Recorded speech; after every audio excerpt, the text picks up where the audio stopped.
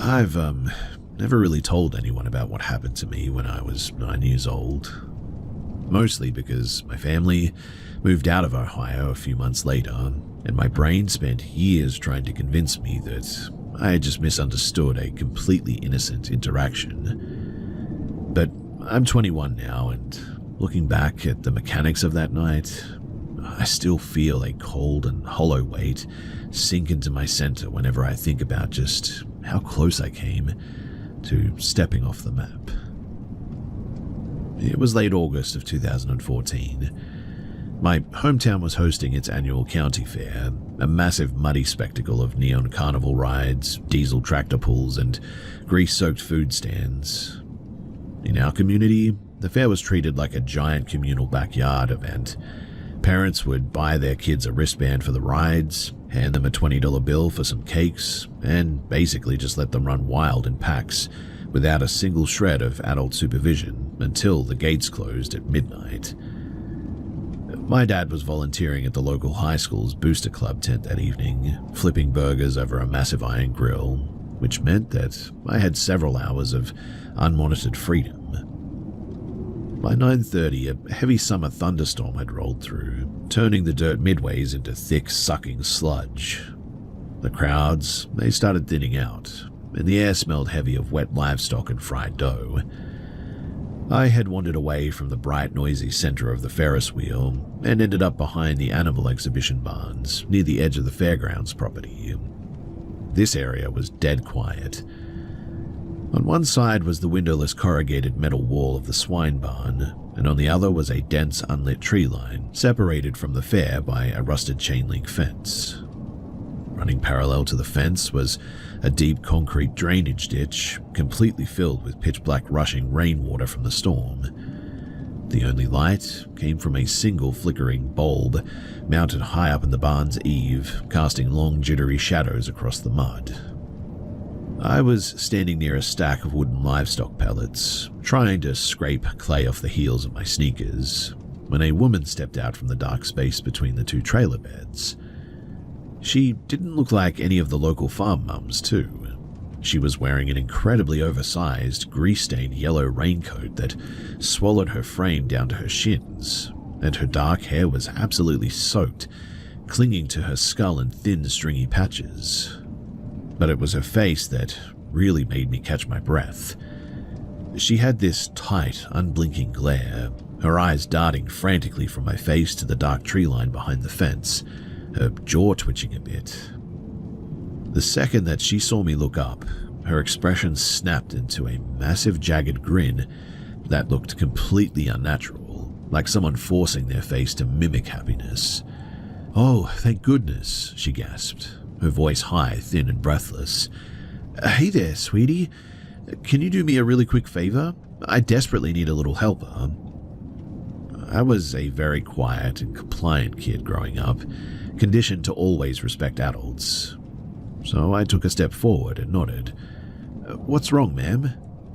She pointed a hand down into the deep, shadowy concrete drainage ditch, right where it disappeared into a heavy corrugated iron culvert pipe beneath the fence line.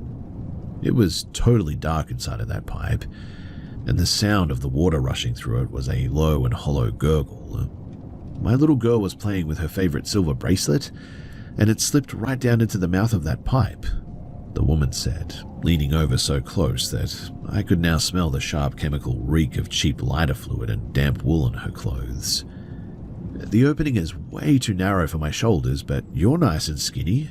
If you just slid down into the ditch and crawl a few feet into the pipe, you can grab it right up for her." A sudden powerful wave of revulsion hit me so hard that my mouth went completely dry. My body was giving me a massive primitive warning signal before my brain could even rationalize why. I took 2 deliberate steps backward into the light of the bulb, squinting toward the black mouth of the culvert pipe. As I stared, I distinctly heard a wet, heavy boot slide against the gravel inside of the metal pipe, a sharp, distinct scraping sound that definitely did not come from running water. The woman noticed me backing away, and her frantic energy spiked. She reached out, her wet, cold plastic sleeve brushing against my forearm, and her grin stretched even wider. "Don't be scared, sweetie. Your mum is Sarah, right? The one working over at the school booster tent?" she asked, her voice turning incredibly fast, almost aggressive. My mother's name wasn't Sarah, mind you. She wasn't even at the fairgrounds that night, in fact. She was back at home with my baby brother. The woman had just glanced at the high school logo printed on my t-shirt and guessed a common local name to try and trick me. Yes, I lied, my voice shaking so hard that I could barely form the word. "See? Sarah and I are old friends from church," she lied right back, clapping her hands together in a theatrical hollow gesture. "She told me that I could use you to help find it. Tell you what, if you just hop down into that ditch and get that bracelet, I'll take you right over to one of those game trailers and buy you one of those massive stuffed prizes. It'll only take a second, sweetie. Just jump down there." The desperation radiating off of her was terrifying now. She was practically hovering over me, blocking my path back to the main midway. I can't," I blurted out, my chest tightening until it hurt to inhale. "My dad told me that I have to come back to the grill right now. He's counting the cash box and needs me to hold the bank bag." The woman's manic, friendly facade instantly collapsed. Her jaw dropped into a flat, dead sneer, and the frantic twitch in her cheek flared up. Her eyes went completely cold with an unhinged, ugly rage.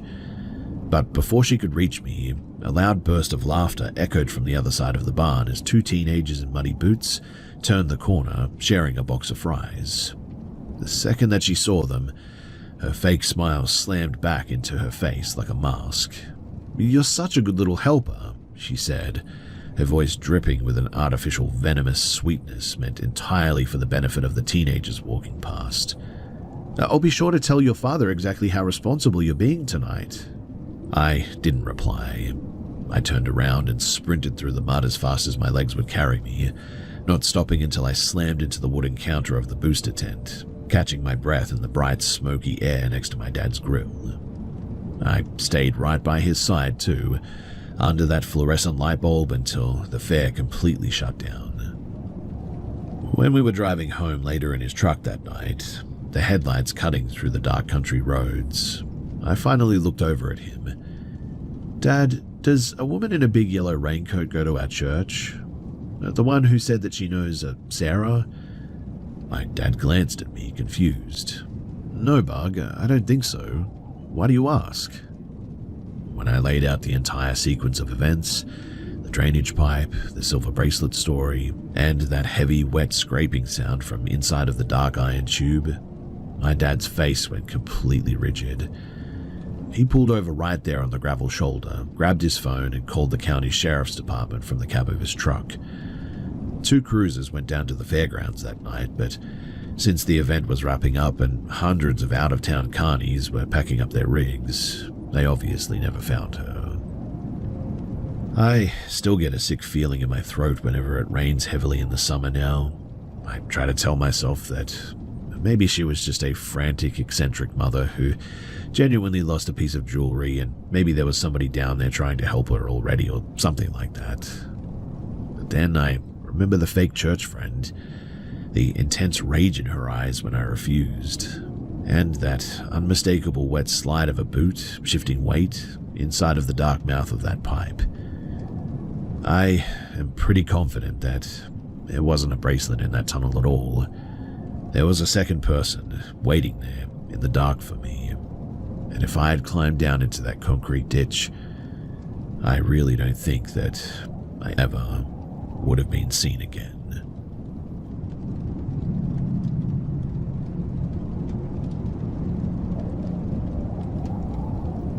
In the winter of 2024, my fiancé and I booked a cheap weekend trip to an old town in upstate New York. We wanted a quick getaway from the city, and the place had this heavy, historic feel to it with lots of old brick buildings and colonial houses. We rented a bedroom through a home share site for the last night of the trip. The house was a massive 3-story Victorian place that had been split into separate apartments. Our rental was all the way on the top floor. The owner wasn't home, but they had left the key in the lockbox by the front porch. I walked up the creaky wooden steps ahead of my fiancée to carry our bags up. The apartment door was painted a dark flat grey with a brass number 3 screwed onto the center. And the second that I unlocked it and stepped into the hallway, just a heavy sort of weird feeling hit me. It wasn't like a supernatural vibe or anything, it was more just this immediate sharp instinct that somebody else was already inside, standing just out of sight. I sat the bags down and walked through the rooms, checking the window latches and the back fire escape door just to shake the feeling. The place was spotless. The kitchen counters were wiped down and the dining table was neatly set for 2 people, with the forks and the knives perfectly lined up next to the plates. The cleaner had clearly spent a lot of time making everything look pristine. Well, everything except for one thing in our bedroom. You see, against the far wall sat a heavy old-fashioned wooden wardrobe. It was a massive piece of furniture too, easily 7 feet tall, and one of its thick wooden doors was hanging wide open, exposing the dark, empty inside. It felt totally out of place. I mean, why would the cleaner take the time to perfectly align the silverware on the table but leave a giant wardrobe door hanging open like that? I stared at it for a second, feeling a tingle of sweat on the back of my neck, before snapping the door shut right as my fiancée walked into the room with her coat. She loved the apartment immediately and didn't notice anything weird. But as I brought our bags inside, I noticed a strange sort of architectural detail about the layout. Our bedroom and the living room shared a wall, but when you looked at the apartment from the main hallway, there was a massive dead space between the 2 rooms. It was a gap about 4 feet wide, I would say, plenty of space for a small closet or a utility room. And when I looked closely at the wallpaper in our bedroom, I could see the faint rectangular outline of an old door frame that had been completely papered over. The wallpaper was slightly sunken through the edges, stretching a little bit over it.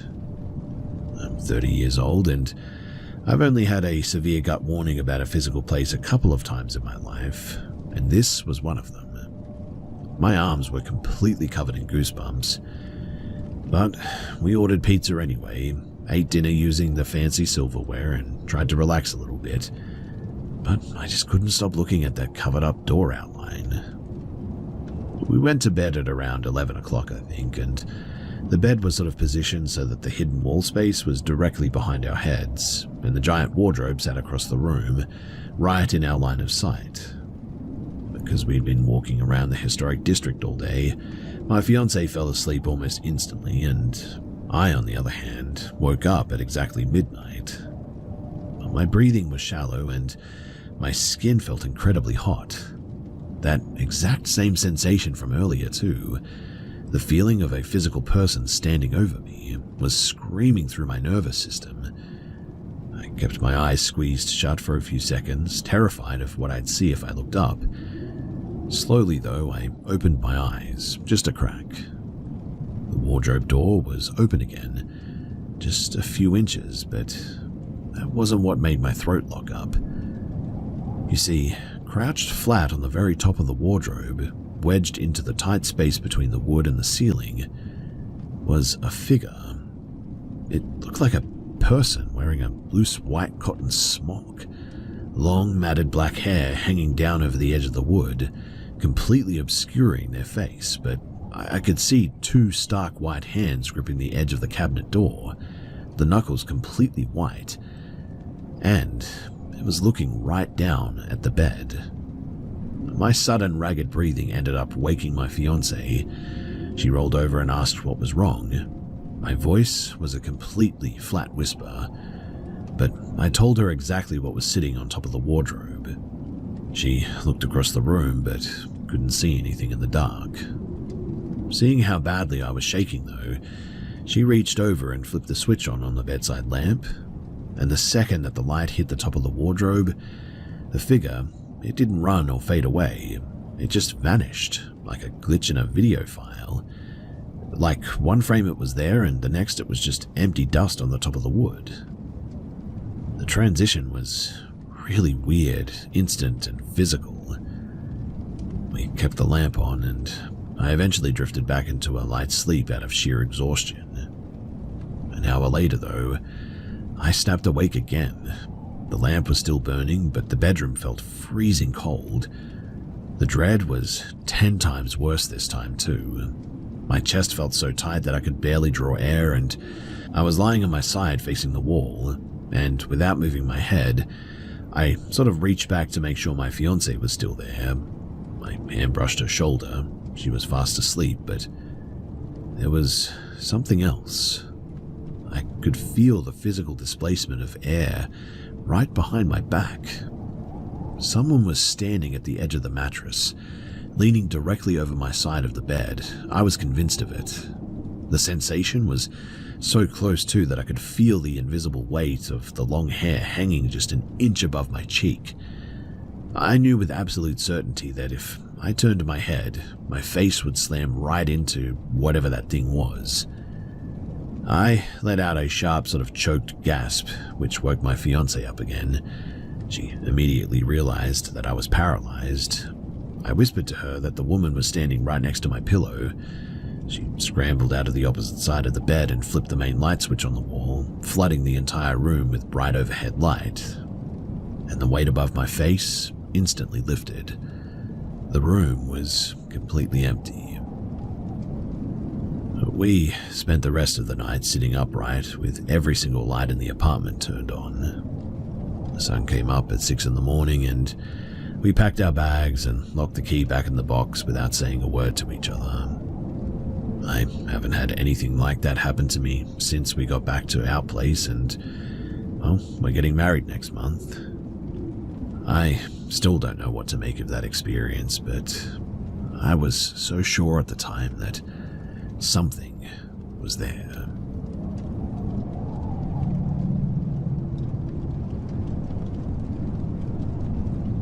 Three years ago, my roommate Elias and I were in that awkward, frantic 2-week limbo between leases. We'd moved our gear out of our old place, but we couldn't get into the new one yet, so we crashed in a generic, cheap studio rental that we found through an app. It was a single open-concept box in a massive apartment complex. The layout was incredibly cramped. You opened the front door and the queen-sized bed was right there to your left practically, maybe 4 feet from the threshold. Straight ahead was a tiny galley-style kitchenette with barely enough room for one person to stand, and then a door off to the right led to a shoebox bathroom. The place felt exposed and hollow, and it sat on the ground floor, right next to the complex's main walkway, so you would constantly hear the muffled sound of neighbors walking their dogs or having muffled conversations on their phones just inches from our single window.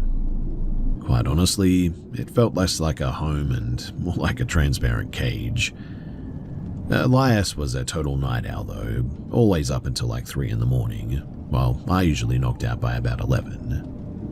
I was dead asleep too when I felt a hand clamp down hard on my shoulder and sort of jerk me up. It wasn't a nudge, it was a violent, urgent pull, and Elias was sitting bolt upright next to me. He was completely rigid, his eyes locked in a dead-eyed stare at the kitchen doorway. He didn't look like he was having a nightmare. He looked like he was watching a live-action event. I sat up, my heart sort of jittering for a moment. Elias, what's wrong?" He didn't blink. He just whispered, "Someone just walked in." I looked at the front door and it was bolted shut. I looked at the floor space between the bed and the kitchenette. "What? Who? Did you hear somebody come in?" "I didn't hear a sound," he said, his voice terrifyingly flat. "I was staring at my phone and a man just walked through the front door. He walked right past the bed, within arm's reach of us, and stepped into the kitchen over there." Elias is the most detached, non-reactive person that I had ever met. He's the kind of guy who wouldn't even flinch if a car crashed through our fence. To see him that pale and locked in made my stomach drop out of my body. I reached into the nightstand, grabbing a hunting knife that I kept in my gear, and climbed out of my bed. My hands were shaking so hard that I could barely grip the handle, but The apartment was so small that if somebody was standing in the kitchen, we were basically face to face. I took one step, cleared the bed, and lunged toward the kitchenette. I slammed my hand onto the wall switch, flooding the space with light, but nothing. The cupboards were shut, the trash can was empty. I pushed the bathroom door open, and it was just as silent and empty as the rest of the room. I stood there in the middle of that tiny sterile studio, holding a knife and feeling like a complete idiot in the quiet. I turned back to Elias, expecting him to be relieved or embarrassed. He was still staring at the kitchen floor, his expression never changing. He just gave a small, resigned shrug. "I know what I saw," he said. He wasn't trying to argue with me. He just seemed to have accepted it. And it was that absolute cold certainty is what really terrified me more than the initial grab even. I spent the next hour dragging the heavy dresser away from the wall, checking the floorboards and feeling around the perimeter of the door frame. I was looking for loose panels or crawl spaces or a hidden entry point like something out of a horror movie, but I was exhausted and my hands wouldn't stop shaking, and I didn't find anything. But I also didn't feel safe enough to close my eyes again that night. We hauled our gear out of there at 6 in the morning, the second the sun hit the parking lot. And I still have no idea what happened. Sometimes I tell myself that Elias fell into a micro-sleep while scrolling and must have had a hallucination that bled into reality, but other times when I'm lying in my current apartment, I remember the look on his face and the way that he didn't even try to convince me. He just knew that somebody had walked right past our pillows. Whether it was a physical intruder who knew a way in or something that didn't follow the laws of our reality, I'm just glad that I didn't actually see what he saw.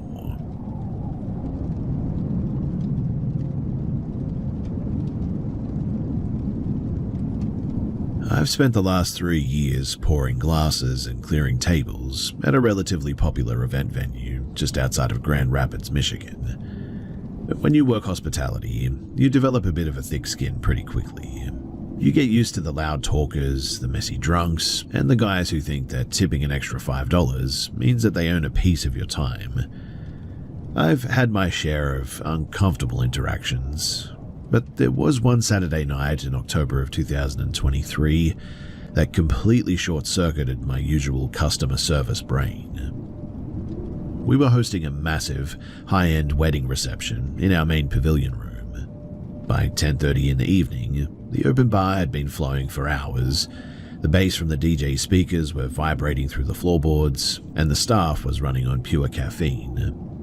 I was working the middle station of the main mahogany bar, slamming glassware into the sanitizer tray, when this guy walked up. He looked completely harmless, at first at least. Maybe early 30s, clean-shaven, wearing a tailored navy suit that probably cost more than my monthly rent. But while my coworker took his drink order, he leaned against the brass railing and started making small talk with me about how busy the venue was. He was charismatic, sharp, and actually made me laugh a couple of times. He asked if I was the house manager running the floor, which felt like a weirdly specific question, but I just shrugged it off and pointed to my custom brass name tag. "Ah, Clara," he said, reading the print. Then, without any warning or shift in his expression, he reached his right hand completely across the bar top, palm up, inches from my apron. "Look at this," he murmured. Because we'd just been joking about the chaotic kitchen staff, I honestly assumed he was about to show me a deep scar from a glass breakage or a weird burn from a catering tray or something. He kept his eyes locked on mine and said, "Hold it." I was confused, but the hospitality instinct to keep the guest happy is a pretty powerful thing, let me tell you. So I reached out and put my hand in his, expecting him to drop a coin or show me a trick maybe. Instead, his fingers closed around mine. He wasn't squeezing hard at all. It was an incredibly soft and warm, almost limp grip. But he just held it there, suspended over the sticky wood of the bar. He didn't pump his arm for a handshake.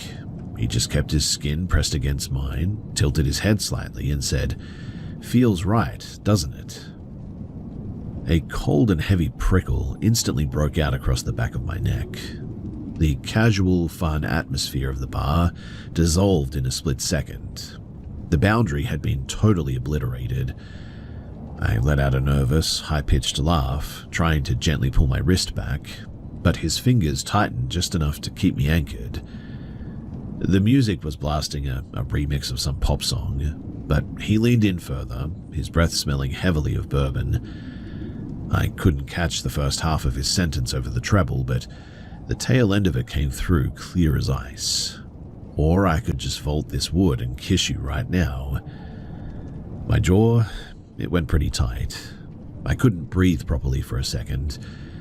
Before I could even process the threat, his eyes flicked upward toward the ceiling joists. "Oh, but wait," he whispered, a strange, rigid smile spreading across his face. "There are cameras." I forced my voice to stay deadpan, desperate to use whatever leverage I had to get my hand back.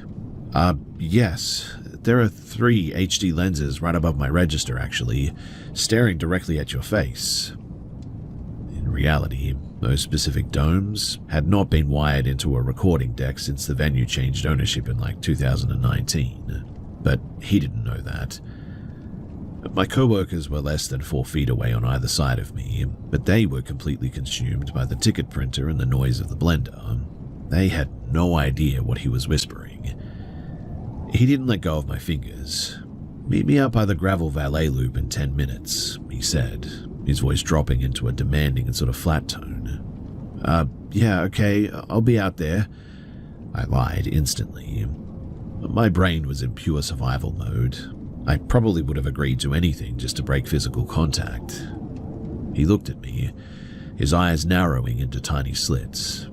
"You're probably lying to me, aren't you?" "I'm not. I'll meet you by the pines," I said, my teeth practically chattering from the sudden rush of adrenaline. He finally released his grip, grabbed his gin and tonic from my coworker, and walked backward into the crowd without taking his eyes off of me.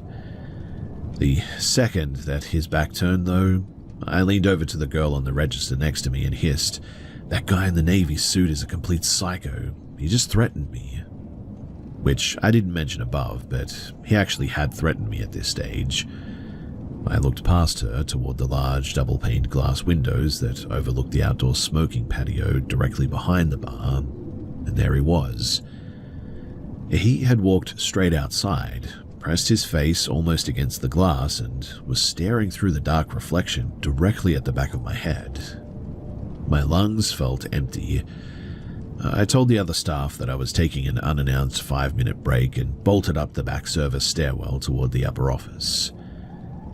Halfway up the stairs, I ran into Brenda, the senior floor manager. I was talking so fast that the words were sort of overlapping, explaining that a wedding guest was stalking me through the glass. Brenda just looked annoyed, but she promised that she'd stay near the main till for the final half an hour of the night to keep an eye out. I stayed upstairs until the clock hit midnight, when the DJ finally announced last call. When I came back down, the pavilion was a disaster area. Empty champagne flutes everywhere, crumbled napkins and half-eaten cake. The man was no longer at the window, and the room was slowly clearing out as the shuttle buses arrived. I started working the floor with another backhouse kid, dragging the heavy linen cloths off of the round tables and folding them into the laundry bins. The lights had been raised to full brightness at this stage, which usually makes a venue feel safe and sterile again. The kid that I was working with, and I, were standing near the dark corner of the buffet alcove, silently folding a massive white sheet between us. When suddenly, 2 large, heavy hands clamped down firmly onto my bare upper arms from behind. A breathy, humid voice scraped right against my earlobe. "You left me hanging out by the cars, Clara." I didn't see a face. My brain didn't register a human being, in fact. The physical shock of the contact caused a sound to rip out of my throat. I absolutely shrieked. My legs moved before I could tell them to, and I dropped the linen and twisted out of his grip and sprinted 20 feet across the hardwood toward the center of the room where Brenda was counting the till. I refused to look back, but behind me, I heard the heavy, mocking chuckle of the man in the suit.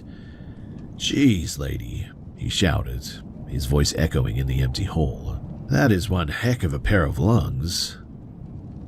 The weirdest part was that because the room was so vast and people were talking loudly near the exit, almost nobody noticed the scream, except for the kid that I was working with and the guy himself. Brenda looked up from her paperwork, though, completely unfazed, and asked me if I could finish the trash rotation in the lobby. Her total lack of concern made me feel instantly embarrassed too, like I was some hysterical little kid who had overreacted to a drunk guy playing a prank or something. The man thankfully didn't approach me again. He collected his coat from the lobby rack and vanished into the final shuttle bus 5 minutes later.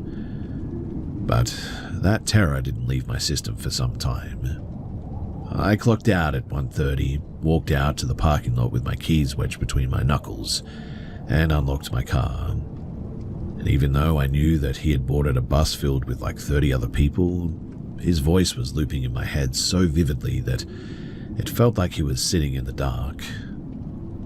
I physically climbed into my back seat, checked around the car, and shined my phone flashlight into the trunk floor before I even put the key in the ignition.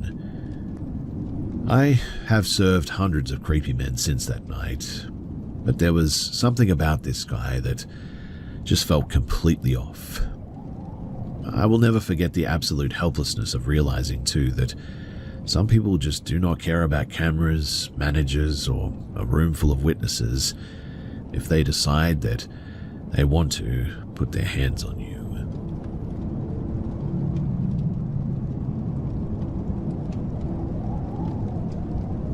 I'm 20 years old now, but this happened around 2015. Back when my family lived in a hollowed-out timber town in the Pacific Northwest. The kind of place with one flashing yellow light, an old lumber co-op, a tiny volunteer fire station, and a dirt lot chevron. Because the population was barely triple digits, our parents had this deep, stubborn illusion of safety. They thought that nothing could happen in a town where everybody knew your granddad. It was a suffocatingly hot July afternoon as well, and my 12-year-old cousin, my 9-year-old friend, and I decided to set up a folding table at the end of a long gravel driveway to sell some homemade popsicles and some sweet tea to passing loggers. Because my cousin was 12, our parents considered her the responsible adult in charge while they drove an hour out to the nearest Walmart for some supplies. Around 8 o'clock, the sky was getting dark, the air was dead quiet, and we were counting our quarters into a metal cookie tin, getting ready to pack it in, when a rusted primer grey sedan pulled off the asphalt. The car didn't park by the table as well. It pulled completely onto the grass shoulder, its engine idling with a heavy broken knocking sound. The second, too, that the car stopped, my friend's cattle dog, a pretty big 60-pound blue heeler that usually slept through literal thunderstorms, snapped awake.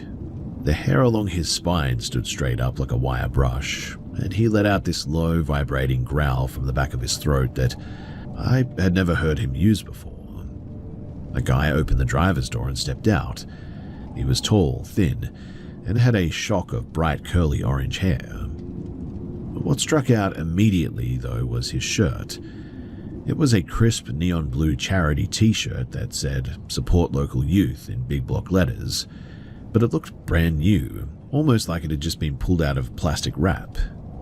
He had his left hand rammed deep into his jean pockets, and his right hand was hovering awkwardly at his side. My 9-year-old friend, completely oblivious, smiled and asked if he wanted a sweet tea. The man didn't answer. He just stared at the three of us, his eyes moving from our faces down to the cash tin on the table.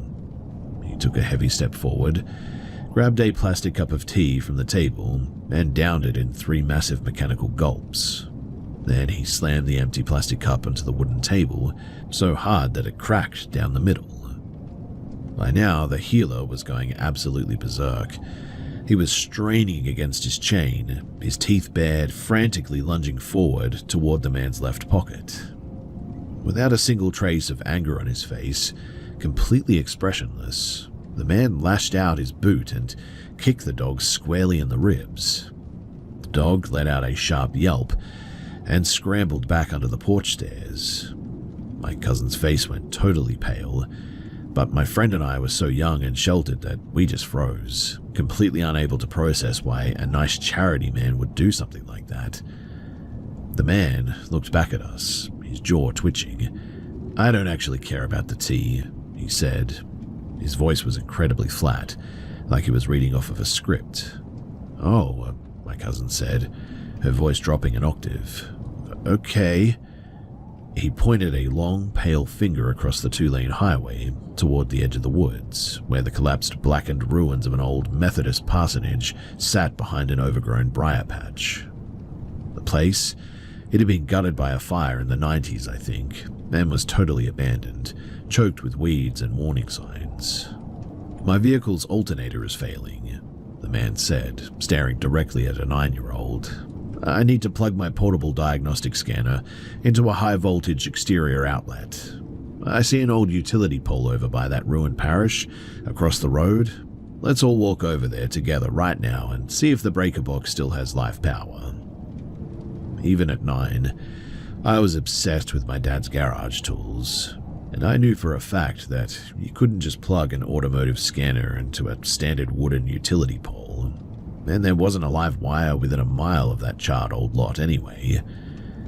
He took another step around the table, his left hand still buried deep into his pocket, pressing into the fabric in a way that looked heavy and angular. "Come on, show me the way across the grass." My 12-year-old cousin didn't hesitate. She stepped right between us and the man, grabbing the collar of my shirt. "Actually," she said, her voice remarkably loud and steady, "my older brother just got home from his shift at the state prison, and he's inside cleaning his hunting rifles. Let me go grab him from the kitchen. He's a mechanic. He'd love to come out here and look at your engine." The shift in the man's demeanor was instantaneous. The second that she mentioned an adult male inside the house, his fake polite posture just evaporated. He didn't say another word, in fact. He spun on his heel, threw himself back into the driver's seat of the grey sedan, and slammed the door. The tires tore up the grass shoulder as he violently reversed back into the highway and sped off toward the edge of town. Our parents weren't going to be home for like another 2 hours, so we went inside and we locked the deadbolts and all the doors, but because we were stupid, bored kids, the confinement made us restless after 30 minutes. So we convinced ourselves the danger was gone, and so we decided to walk the quarter-mile down the gravel shoulder to the Chevron station to buy blue raspberry slushies. The sun had completely set by the time that we had reached the gas station lot. The overhead canopy lights were buzzing loudly in the dark, and as we reached the glass doors, I noticed a vehicle parked in the furthest unlit corner of the lot, right next to the kerosene tank. It was the grey sedan. The engine was cut, and all 4 windows were rolled completely down. Inside the car, the man was sitting perfectly still in the dark, but he had changed out of his bright blue charity shirt. He was now wearing a thick, black, heavy-duty hoodie. He had the hood pulled so far down over his brow and the drawstrings yanked so incredibly tight that his entire skull was encased in the black fabric. The only thing visible through the tiny pinched open of the hood was his bright orange hair bursting out of the top like a flame, and the pale, grinning reflection of his teeth. It was horrifying to look at. He was staring directly through the side mirror, seemingly at us. The moment that our eyes met his, he let out this horrific, high-pitched wheezing laugh that sounded like a wet throat clearing itself, accompanied by a wide, rigid smirk. He didn't move his head. He just slowly raised his right hand, which was now holding a heavy black tire iron, and tapped it against the inside of the steering wheel. My cousin didn't even say a word. She lunged forward, grabbed the fabric of my t-shirt and my friend's collar in her fists, and yanked us backwards so hard that we nearly hit the gravel. "Run," she choked out. I have never felt my legs move like that in my life before or since then. We didn't run back toward the empty house, mind you. We bolted straight down the middle of the dark asphalt highway, our sneakers slapping against the yellow lines, screaming at the top of our lungs. We ran 3 solid blocks too, until we saw the green glow of a county sheriff's cruiser idling outside of the local Grange Hall. We practically threw ourselves against the driver's side door of that police car too, sobbing and screaming about the man with the orange hair and the tire iron. The deputy was incredibly patient. He threw us into the back seat, turned on his high beams and drove straight back to the Chevron. The corner by the kerosene tank was completely empty now though. The man was gone.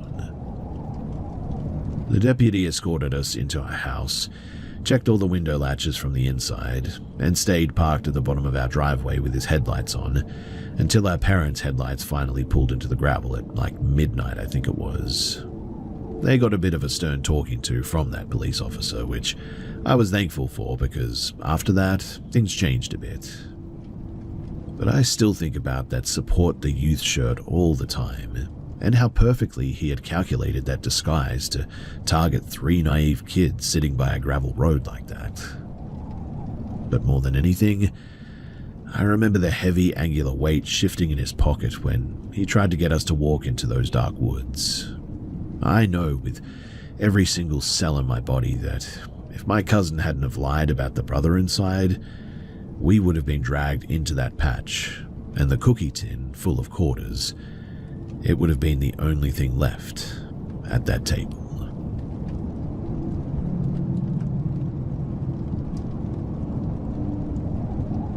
So I work as a night shift monitoring technician for a regional water treatment utility in Maine. The job is mostly terminal boredom, really. It's a vast brick and corrugated iron facility situated about 4 miles outside of town, surrounded by nothing but pine forests and marshland. On any given night, too, I'm the only human being within miles of this place, responsible for logging fluid levels and checking pipe pressures every few hours.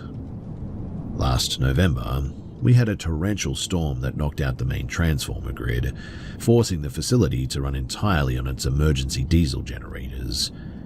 The storm was deafening too, hammering against the corrugated roof like handfuls of gravel, and because the power flickered during the transition to the generator, the facility's external security monitors went totally dark. The only thing that I had to rely on was a secondary low-voltage control panel in the central laboratory. Now, around 2 in the morning, I was sitting at the metal desk, checking the diagnostic terminal, when a pressure drop alarm began to chime on the secondary filtration system. The readout indicated a manual bypass valve had been opened down in the pump basement. That particular valve, it required a physical wrench to turn it. It couldn't be triggered by a computer glitch or a power surge or anything, which meant that someone or something had physically turned the heavy iron wheel. I began to get a bit of a bad feeling about this, but I convinced myself that it had to be a mechanical failure, a seal blowing out under the pressure of the storm runoff. I grabbed a flashlight and my tool belt, stepping out of the pressurized office and heading down the concrete utility corridor toward the basement stairs. The facility was pitch black, except for the rotating yellow emergency beacons casting some sickening shadows against the brick walls. But as I reached the top of the middle grid stairs, leading down into the pump vault, I stopped dead in my tracks. The heavy pressurized hum of the pumps was pretty normal, but beneath the noise, I heard a sort of weird sound. It sounded like somebody was walking through the shallow puddle at the base of the stairs. I leaned over the steel handrail and shone the beam of my light straight down. The light cut through the darkness and landed directly on a person standing right next to the main intake line. He was drenched from the storm, wearing a heavy mud-slicked coat. He had a thick, unkempt white beard that was sort of stained yellowish around his mouth, and his eyes were wide and bloodshot and completely devoid of any sanity. He was standing there, holding a rusted 3-foot crowbar, staring up into the light beam. When the light hit his face, he didn't flinch too. Instead, he just sort of smiled at me. He then took a heavy step toward the stairs, the metal tip of the crowbar scraping loudly against the concrete floor. I dropped the flashlight by accident. It shattered on the metal grate, plunging the stairwell into semi-darkness almost instantly. I scrambled backward into the utility corridor, my work boots slick, and I bolted down the hall toward the main administrative hub. I needed to reach the communication desk to patch an emergency line out to the state police barracks, but the main office had massive uncurtained glass observation windows that overlooked the entire central corridor. If I went in there, then I would be completely visible to anybody walking down that hall. So instead, I ducked into the emergency chemical containment locker at the very end of the hall, a tiny windowless room with a heavy reinforced steel security door meant to contain chlorine gas leaks. The room, it had a small, thick glass peep slit in the center of the door that gave a straight-line view down the entire length of the corridor. I slammed the heavy steel latch down, locking myself inside the absolute dark of the locker. I suddenly noticed that my breath felt short and ragged. I pressed my eye against the cold glass of the peep slit. The rotating yellow beacon in the hallway flickered on and off, and in the brief flashes of the light, I watched the man turn the corner from the stairwell. He wasn't rushing, he was looking down at the floor. Because I had just walked through some oil and the water near the pump room, my work boots had left a perfect dark trail of greasy footprints on the pristine light grey epoxy floor of the corridor. The tracks, they led directly to the base of the chemical locker door. He followed the prints, and he stopped exactly on the last footprint, right in front of my door. Suddenly, his face slammed against the small glass peep slit. He was staring straight through the glass, his bloodshot eyes inches from mine, though he couldn't see into the unlit locker, I think. He began to slam the crowbar against the heavy steel door. The sound inside the enclosed space was deafening too, rattling through my teeth. The internal landline phone was out on the main desk in the observation office, though, at least 20 feet away. My cell phone was sitting right next to it as well, plugged into the charger, and I knew that if I didn't get to that phone, that nobody was coming for me, at least until 6 o'clock in the morning, when the shift changed. And even then, if this guy wasn't gone by then, well, somebody else could get hurt. I waited for a brief pause in the hammering, and then I threw the latch door open, sprinted out into the corridor, and dove through the office door. The man literally screamed at me and lunged after me as well.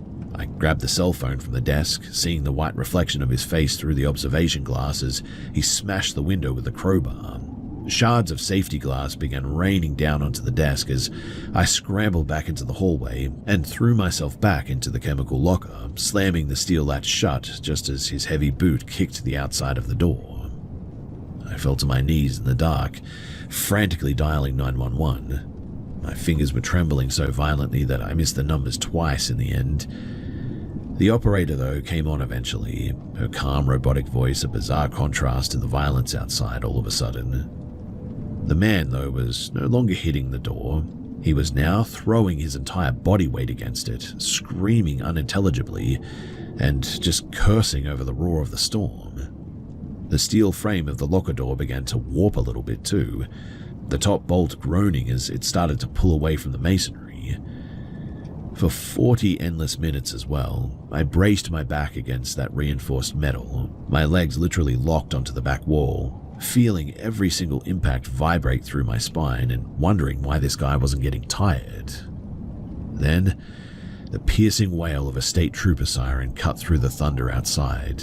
High-intensity spotlights flooded the facility high windows, casting bright white lines across the corridor. The pounding on my door stopped instantly. Through the steel, I heard the echoing shouts of 3 troopers, the chaotic shuffle of heavy boots on wet concrete, and the sharp clinking sound of handcuffs. When the troopers finally cleared the buildings and let me out, they showed me what they had found in the back of the man's rusted pickup truck, which he had hidden in the tree line behind our perimeter fence. The bed of the truck contained several rolls of industrial duct tape, a tarpaulin, and a collection of hunting knives.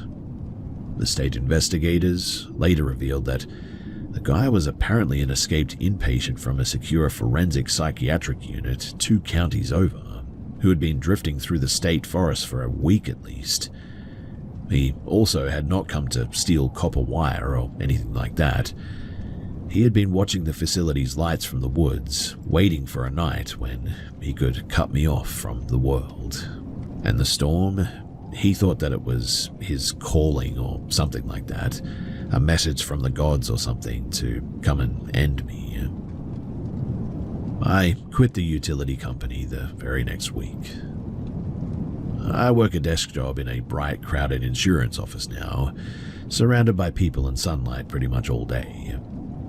But every time the power flickers, especially during a heavy storm, my body just instantly remembers the cold metal of that chemical locker and the sound of a rusted crowbar searching for me in the dark, and I always freeze up a little bit.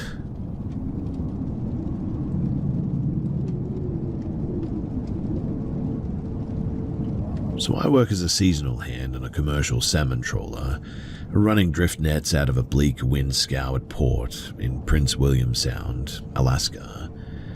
It's hard, isolating work, and the guys who stick around for more than 2 seasons are usually running from something. Debt, ex-wives, or just the noise of the lower 48. 2 winters ago, though, I was crewing with a veteran deckhand named Isaac. He was in his late 40s, a massive quiet guy with leathery skin who lived entirely out of a canvas duffel bag. When he wasn't on watch, Isaac didn't drink or play cards like the rest of the crew. He sat in the lower berthing quarters, reading heavy, grease-stained textbooks on deep-sea biology, archaic maritime superstitions, and old Norwegian folklore about the Draugr, the spirits of drowned sailors or something, supposed to haunt the kelp beds or something like that.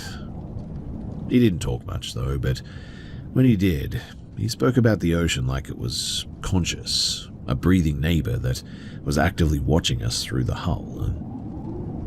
It was mid-November, and we were tied up at a rotten timber fuel dock near an unpopulated inlet, waiting out a massive North Pacific gale. The rest of the crew had taken the skiff into a settlement 5 miles away to hit the taverns, leaving Isaac and me alone to monitor the bilge pumps. Around 3 o'clock in the morning, the wind died down to a low, hollow whistle, and I was up in the wheelhouse, making coffee when Isaac came up the ladder. He sat on the bench, completely expressionless, staring out into the black, oily water of the bay. He told me that 20 minutes prior, he had been down in the narrow mechanical crawl space right beneath the forward bait lockers, a cramped iron-ribbed compartment where the auxiliary bilge lines run. It's a dead and freezing space that smells of diesel and old salt. While he was checking the pressure gauges, the heavy counterweighted steel latch on the primary bait locker apparently slowly lifted itself. The heavy lid swung open against the bulkhead with a dull clunk, stayed upright for 5 seconds, and then dropped shut, the latch clicking back into place. Most guys would have assumed a rogue swell had rocked the hull, or the hinges were loose or something. But Isaac didn't blink. He told me that he stood up in the narrow space, his head pressed against the cold iron deckheads, looked directly at the corners of the locker room, and spoke aloud into the noise of the generator. "I know the displacement changed when we loaded the winter diesel," he said into the dark. "If you're going to foul the lines, just do it now while the tools are out." He said the air in the compartment instantly turned heavy, dropping 3 or 4 degrees until his breath plumed white in the flashlight beam. He leaned against the iron bulkhead and said, "If you're just shifting with the tide, scratch the hull. If you're something else, give me a real weight." The second the words left his mouth, a sound tore through the auxiliary exhaust pipe right next to his ear. He described it as an agonizing, heavy rattling sound, like a grown man thick with seawater trying to draw a breath through fluid-filled lungs. It was a suffocating, choking wheeze that vibrated directly through the iron plate that he was leaning against. Then the engine room went completely dead silent again. When I asked him, shivering in the bright light of the wheelhouse, if he thought the ship was haunted by the guy who had been overboard off the stern 2 seasons ago, Isaac just shook his head. He had this unsettling, flat calm in his eyes that made the skin on my forearms tighten up. "It's not a ghost," he murmured, his voice completely level. "It's just the ballast." He explained that old fishermen in the northern ports believe that when a wooden vessel spends 40 years soaking in deep cold water, the iron in the timber eventually absorbs something from the dark floor of the shelf. They call it the unseen freight, a secondary weight that hitches a ride in the hollow spaces between the fuel bladers and the keel. They don't belong to the dead, they're just ancient physical things that consider the dark, wet interior of the ship to be their territory, and they violently resent a new crew coming in and changing the draft. At least, that's what he told me. We finished the season 3 weeks later. Isaac took his canvas duffel, caught a ferry, and I never saw him again. But I haven't been back on a commercial boat since then, too. The terrifying part of that night, though, wasn't the sound in the pipe or the locker lid moving on its own, as he said it did. It was the fact that Isaac, he just wasn't afraid at all. He lived with that heavy, choking rattle in the dark for so long, I guess, that he just treated it like nothing more than a leaky valve.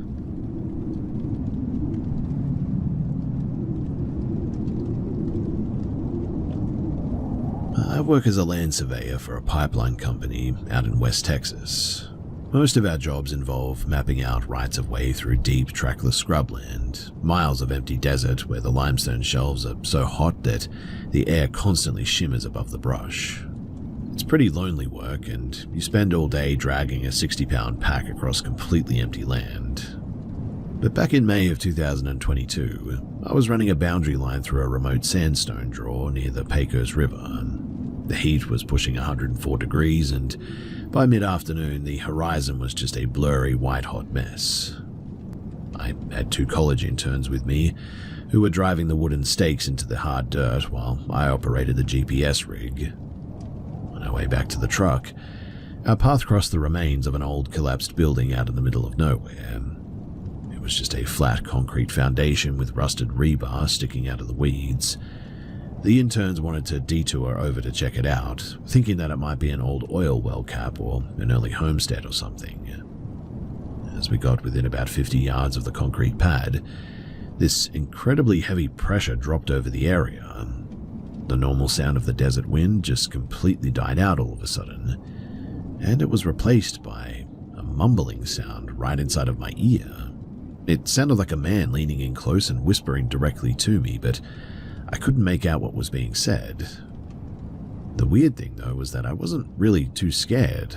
I didn't get that sudden hit of adrenaline that you hear about when something like this happens. Instead, this massive wave of, familiarity washed over me, like I had spent years in this exact spot, even though I had never been to this county in my life. The whispering in my ear started sounding sweet and inviting even. It kept telling me, or what I could perceive of it, that this house had been built specifically for me, that it was so glad that I was back and that I needed to walk over and stand on the concrete right now. And look, I know that that sounds absolutely crazy, but that's just what happened.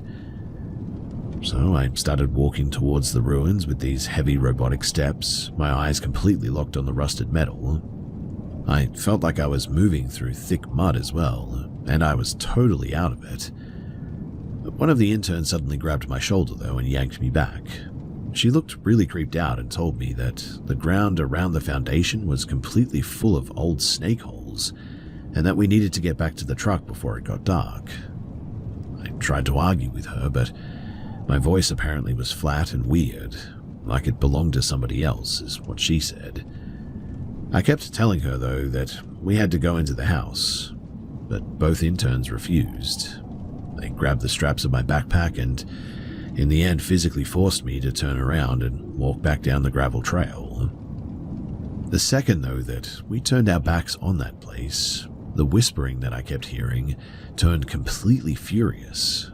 I felt this sharp, heavy pressure press right into the palm of my right hand as well, like a cold, rough hand had reached out, grabbed my fingers, and was trying to squeeze them to lock me in place.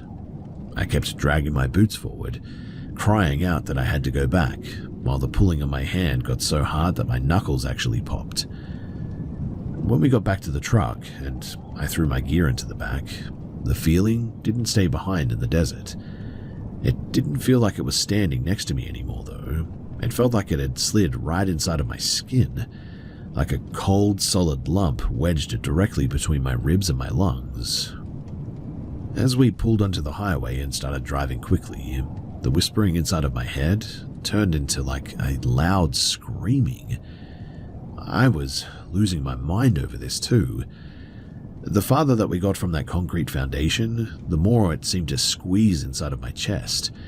It felt like a pair of hands had grabbed onto my actual heart and was violently yanking it backward toward the rear window, trying to tear it out of me. The pain was so bad as well that apparently I passed out. According to the interns, I started shaking uncontrollably in the passenger seat, tearing at my shirt and screaming that somebody was ripping my heart out through the seat back. The driver pulled the truck over onto the shoulder immediately. She had done some EMT training before this job, and seeing me hysterically crying and shaking and hyperventilating like this genuinely terrified her.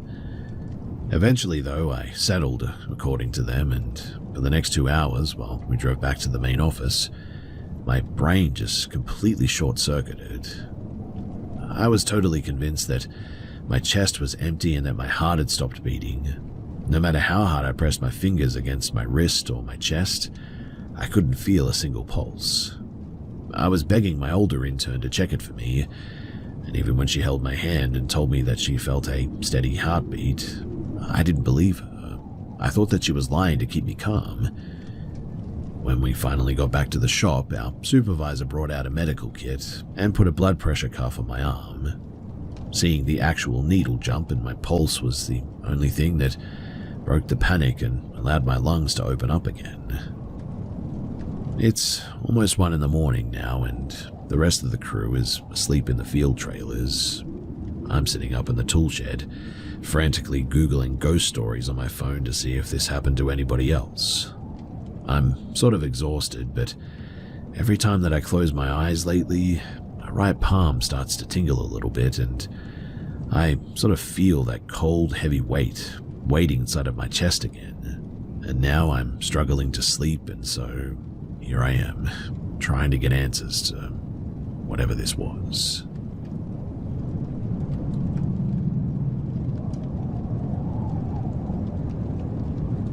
In the summer of 2018, my buddy and I were driving across eastern Oregon on our way to a music festival. Around 2 o'clock in the morning, our old vehicle started overheating, forcing us to pull off the main highway onto this pitch-black gravel turnout right next to an old abandoned pioneer cemetery and a collapsed wooden hall. There was absolutely no cell service here, no street lights, and nothing but miles of empty sagebrush around.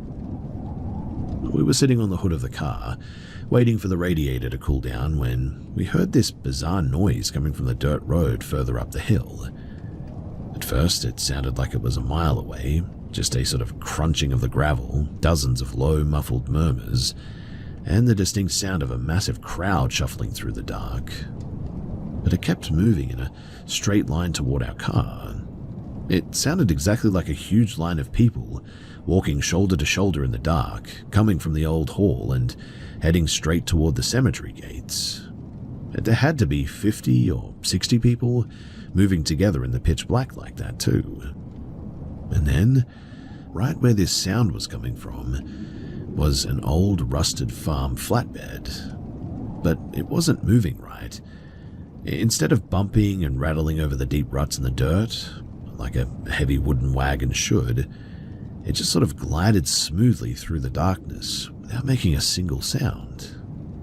There was no rev of the engine, no creaking from the axle, no wheels turning in the dirt, just a massive heavy shape sliding effortlessly through the dust. My buddy was looking through his phone camera, trying to use the digital screen to see if he could amplify the moonlight and catch a glimpse of what was coming down the road. My friend got this instant violent wave of nausea all of a sudden. He sort of scrambled backward over the windshield, jumped into the passenger seat and slammed the lock down. I dived into the driver's seat right behind him and I locked my door. We peeled out of there pretty quickly and neither of us looked out the windows or touched the doors for like the next hour, even though the car cabin got boiling hot. But eventually, by morning, the radiator had cooled down enough for us to limp the car to a gas station, and when we got there, we finally spoke about what the heck that was. Neither of us had any idea as to how to explain any of it, and I've been looking online at forums to see if anyone else has seen anything like this. So if anyone here has heard of anything like this, then please do let me know, because this one has me completely baffled.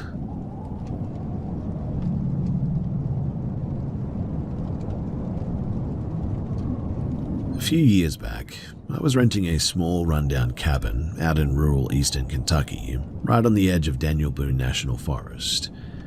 I had taken a semester off from college to clear my head and was spending my time doing some amateur landscape photography. The cabin was dirt cheap as well, mostly because the plumbing was ancient and it was completely isolated at the end of a gravel logging track. The property sat in a deep sandstone draw though, and right behind the porch was this massive dead sycamore tree. In the daytime, it just looked like a piece of bleached wood, but at night, the grey branches looked like giant thin arms stretching over the metal roof. Whenever the mountain wind kicked up, the branches scraped against the tin as well, making this awful metallic screech.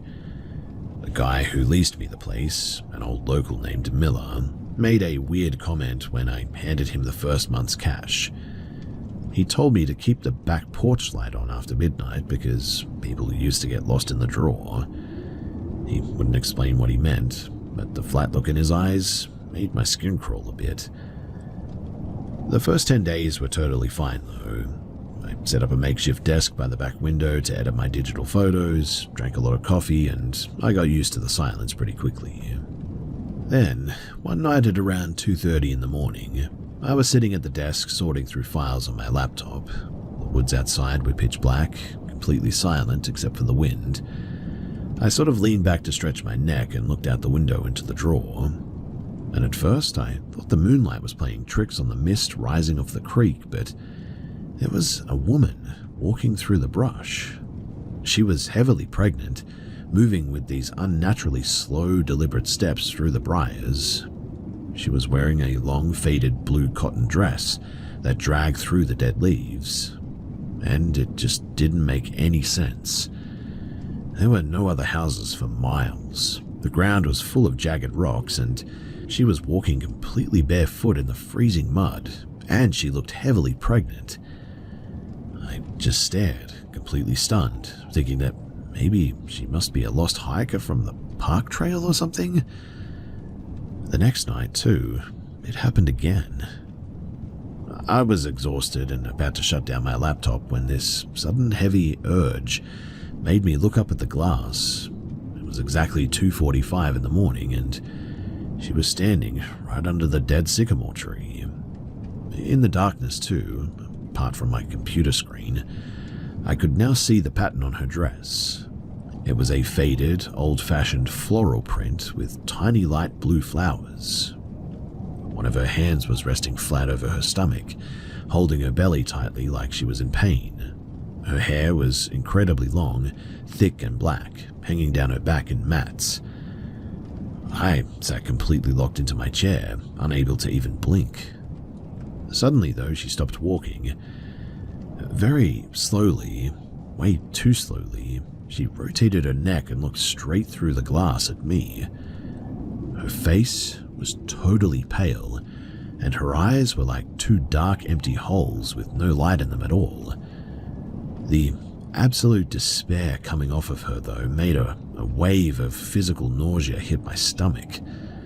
I got up out of my chair, slammed the heavy wooden window shutter closed, and I crawled straight into bed under the covers, thinking that I must be going crazy. That night, I had the most vivid, exhausting dream of my life, too. I saw a young couple inside of the house that looked exactly like my cabin, but the wood was new and clean. The woman was wearing the same blue floral dress, looking happy and expectant. Then the scene sort of shifted violently.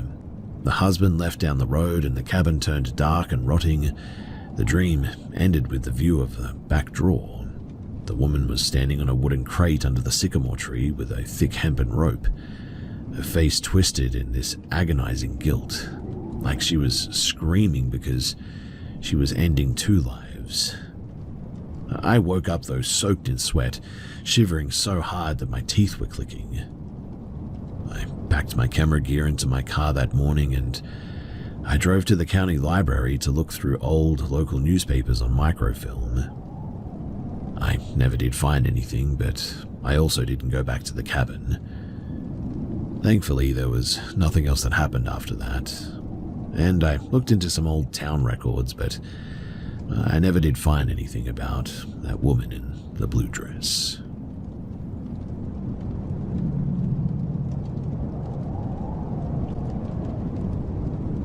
In June of 2017, my dad and a group of 5 other guys, they went down to rural southern Missouri for a 4-day backcountry packing trip through a heavily forested, rugged area near the 11-Point River. It's full of deep limestone sinkholes, thick oak timber, and some steep ridges where there's absolutely no cell service or paved roads for miles. Now, on the 3rd afternoon, they were hiking through a deep, isolated limestone hollow about maybe 4 miles from the main trail. The air was dead quiet, and the sun was starting to get low behind the ridge. Suddenly, the dirt beneath their boots started vibrating. My dad said that it wasn't a quick tremor like an earthquake or anything. It was slow, and it hit every 4 or 5 seconds, making the loose gravel in the dry creek bed visibly bounce. He said that the first thing that he thought of was heavy machinery, like a massive logging bulldozer tearing through the woods. But there weren't any access roads anywhere near this hollow. Because it felt so heavy and aggressive, though, the whole group got a little bit spooked, scrambled up the bank, and crouched down behind a massive pile of fallen logs to see what was coming down the draw. A few seconds later, a shape cleared the ridgeline about 200 yards away. Now, my dad swears on his life that it was a human figure, but it was easily 8 feet tall. It was walking along the upper ridge of the hollow. He said that the trees were blocking a lot of the direct view, but he could clearly see 2 massive pale legs moving through the timber with a heavy swinging stride. Every time that a foot hit the ground, the impact rattled the dry logs they were hiding behind. He was so terrified that his jaw locked up, and he just pressed his face into the dirt, praying that the thing wouldn't look down into the hollow. The figure just kept walking in a straight line, completely ignoring him, and disappeared over the next ridge. The whole group, they stayed pinned behind these logs for almost 40 minutes, completely paralyzed because they were terrified of bumping into it if they moved. 2 of the guys in the group, these younger, hot-headed cousins who had brought hunting rifles, actually started whispering about trying to track it and shoot it, thinking that it was some kind of an undiscovered monster that would make them famous. The oldest guy in the group immediately shut them down, though, calling them idiots and telling them to keep their mouths shut. As soon as they caught their breath, though, they hauled butt back to the trailhead, leaving half their camping gear behind, and drove straight to the ranger station. When they reported what they saw, the rangers completely laughed them off, and one of them told my dad that a local spotter plane had been flying over that exact grid section all afternoon looking for forest fires, and the pilot would have easily spotted a giant human shape walking through the trees like that. But all 6 guys in the group described the exact same thing. One of the cousins claimed the shape looked completely hairless and white, while another guy swore that it looked like it was wearing some kind of a dark, ragged grey cloth thing around its waist, but all of them, again, described the same thing. My dad always tells me that he didn't look long enough to see those details, but he just remembers the ground shaking, the terrifying weight of the footsteps, and the grey shape moving above the tree line. I've tried arguing with him about it too, telling him that a creature that massive would leave huge footprints, break thousands of tree branches, and eventually leave behind bones that somebody would find, especially in a state like Missouri where people hunt and hike everywhere. But he always just gives me this cold, dead serious look and says, "I don't know anything about bones, I just know that the ground shook and I know what I saw." I don't know what to think about it. It sounds completely insane, but my dad isn't a liar and he's never told a single ghost story in his life. Has anyone ever heard of anything like this happening in the deep woods?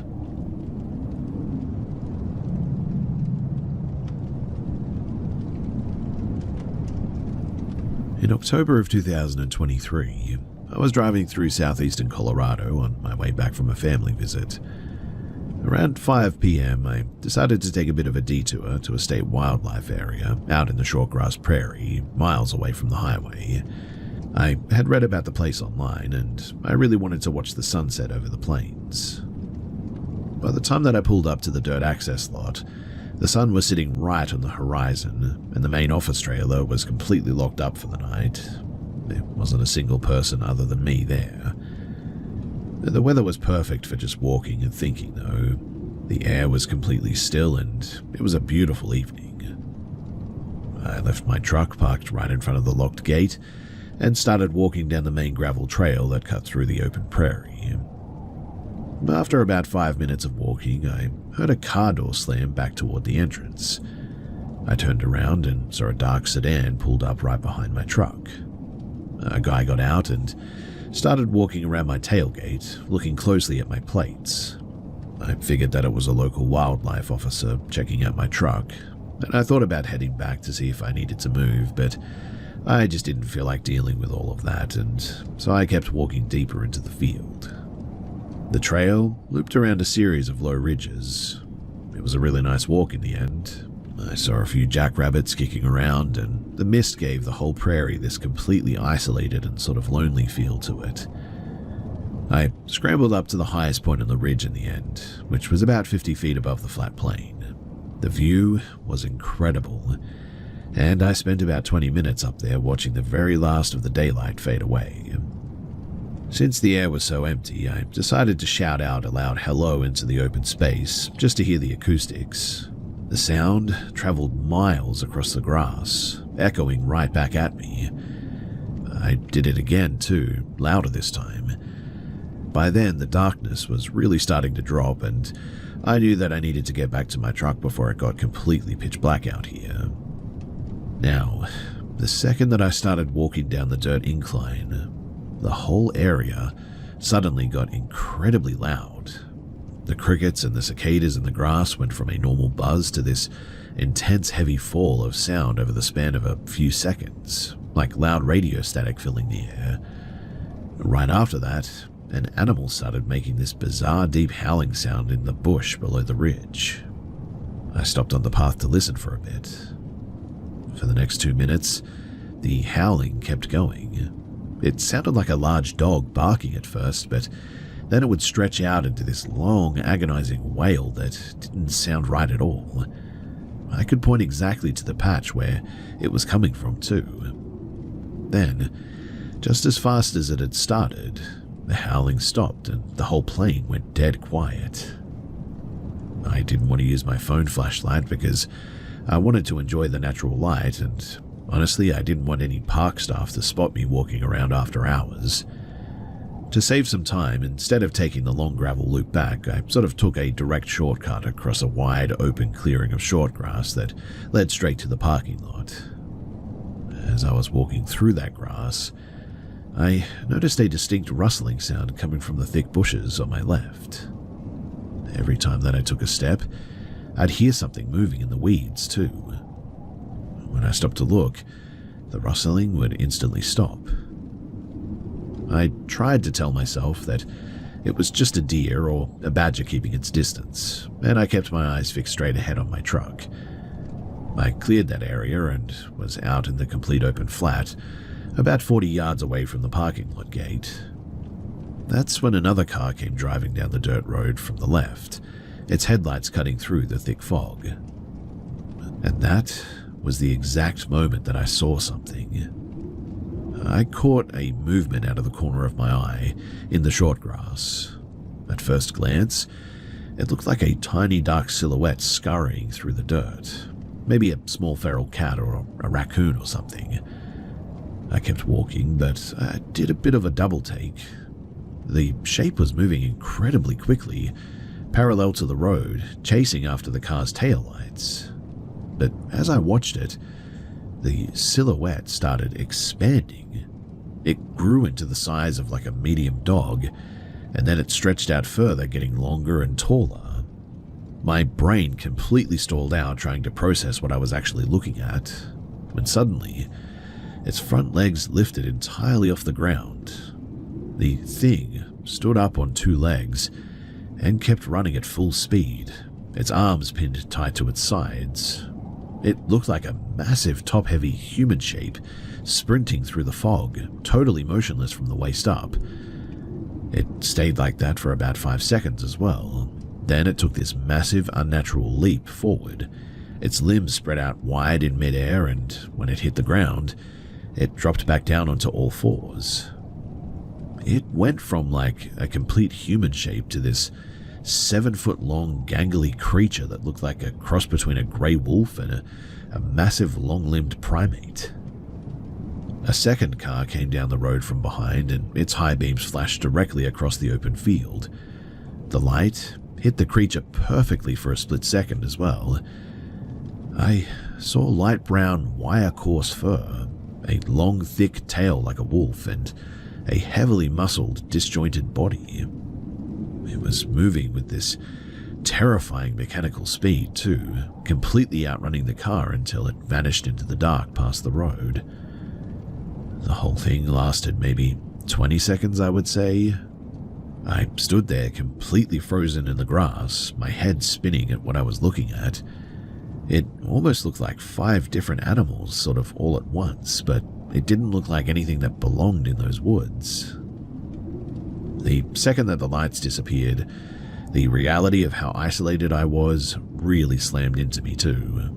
I pulled out my phone, dialed my cousin, and told him to stay on the line with me and keep talking until I reached my door.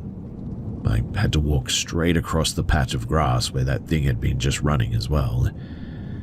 Those last 50 feet to my truck were the longest seconds of my life, let me tell you. I was convinced that something was about to hit me from the dark fog before I could reach my car, but when I finally hit the key fob and saw the headlights flash, I practically threw myself into the driver's seat, slammed the locks down, and just started breathing in hard and ragged gasps. I tried to explain to my cousin on the phone what I had just seen, but the words sounded completely ridiculous. A dog-man-monkey thing that changed shape in the middle of a flat field. Yeah, I didn't do too well. Anyway, I drove straight to the nearest highway gas station, locked myself in the truck, and I started looking up local legends on my phone. I found old stories about frontier dogmen and regional shapeshifters from old prairie lore that did match the description that I saw. The weird disjointed running style, the car chasing, and the way that the body altered its shape while moving. I still have a voice memo on my phone from right before it happened even, where you can actually hear the crickets suddenly getting deafeningly loud right before the awful howling started. I really don't care what anyone says about tricks of the lights or wild dogs or whatever, because whatever ran across that flat field that night, I'm telling you, it was not normal.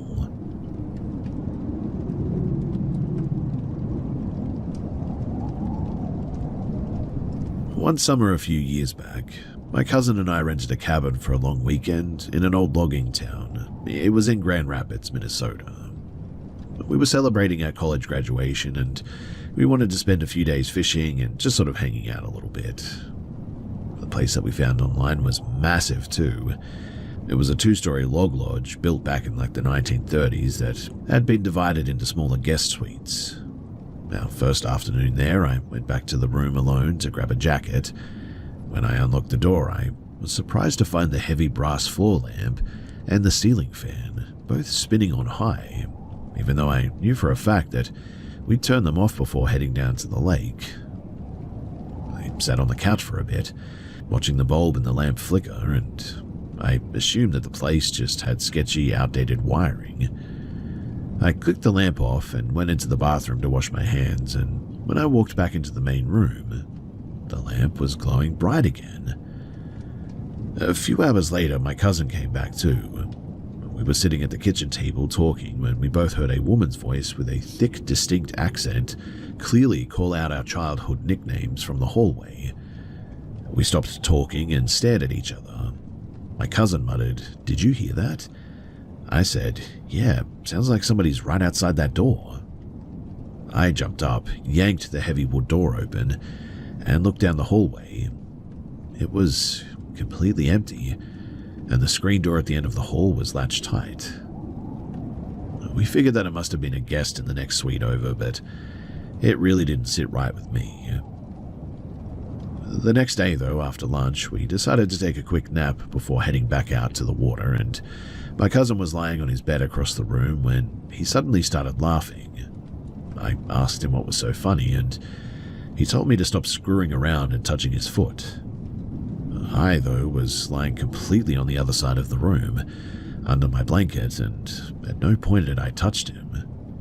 I told him to cut it out and to stop trying to freak me out so that he could sleep, and he sat up, totally serious, and said that something had just grabbed his ankle. I brushed it off, telling him that he must have just been dreaming or imagining things and rolled back over. Not even 10 minutes later, though, I was lying on my back looking at my phone when a heavy suffocating pressure dropped right next to me on the mattress. It felt exactly like a large, solid person had just climbed into the bed beside me, and before I could even react, I felt a distinct physical squeezing grip tighten around my ribs and legs, pinning me to the sheets. I tried to yell out to my cousin, but my throat felt completely tight all of a sudden. I was wide awake, staring directly at the log rafters. I forced myself to take a deep breath, and I said out loud into the empty room, "Hey, get off, leave us alone. We aren't causing any trouble, so cut it out." After about 5 long minutes of that heavy weight pressing into my chest, the air suddenly cleared and the pressure just vanished. The weirdest part of the trip, though, happened on our final night there.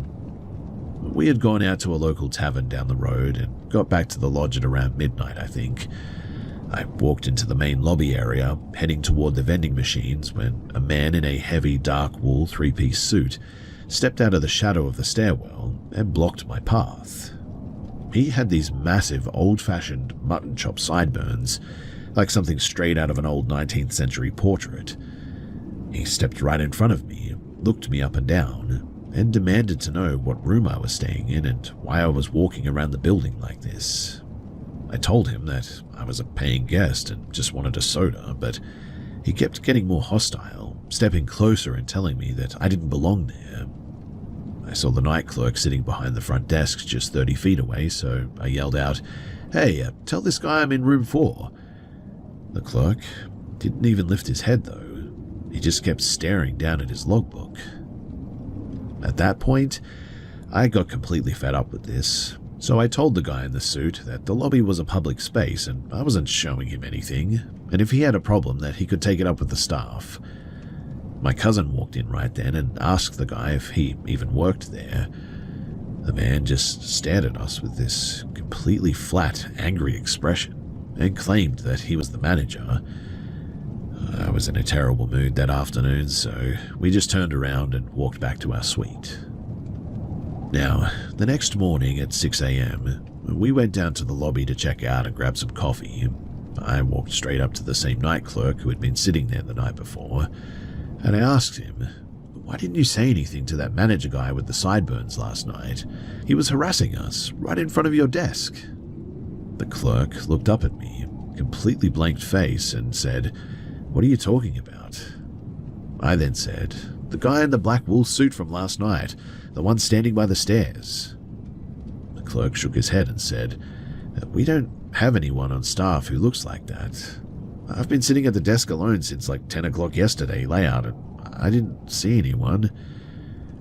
I looked past his shoulder at the lobby wall. It was lined with old framed black and white photographs of the original logging crew that built the lodge in the 30s.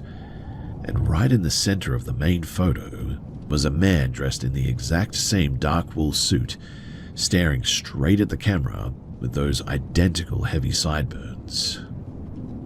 Well, we packed our bags into the truck and we left the key on the counter without saying another word because, well, I really don't know what to think about that.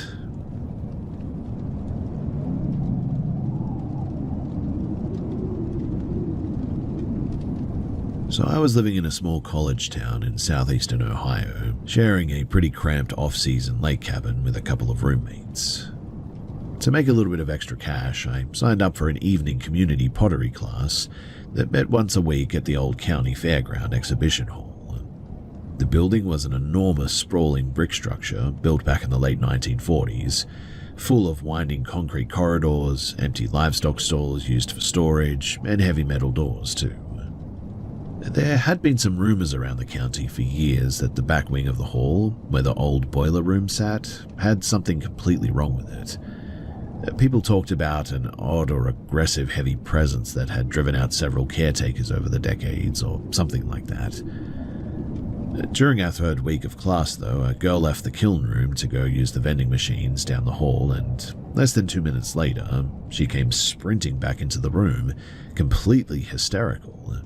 She was screaming so hard that her breath was catching in her throat, sobbing about a massive shadow-like figure that had been crouched flat against the ceiling at the end of the corridor, staring right down at her.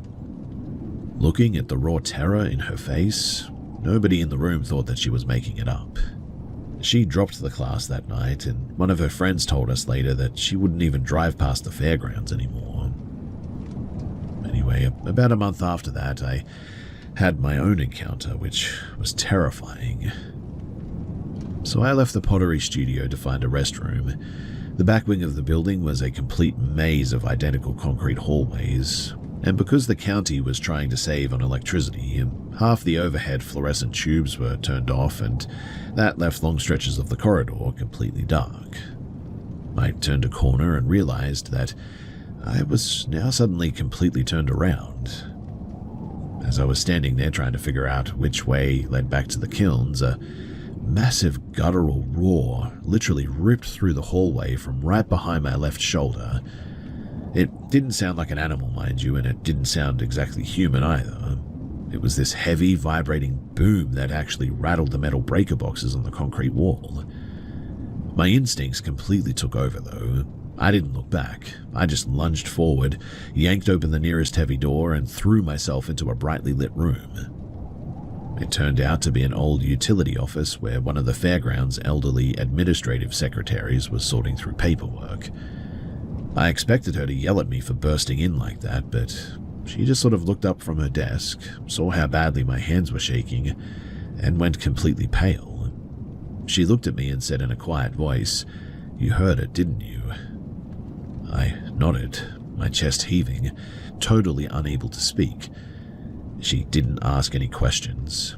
She closed her ledger, stood up, and told me that she was walking me back to the studio.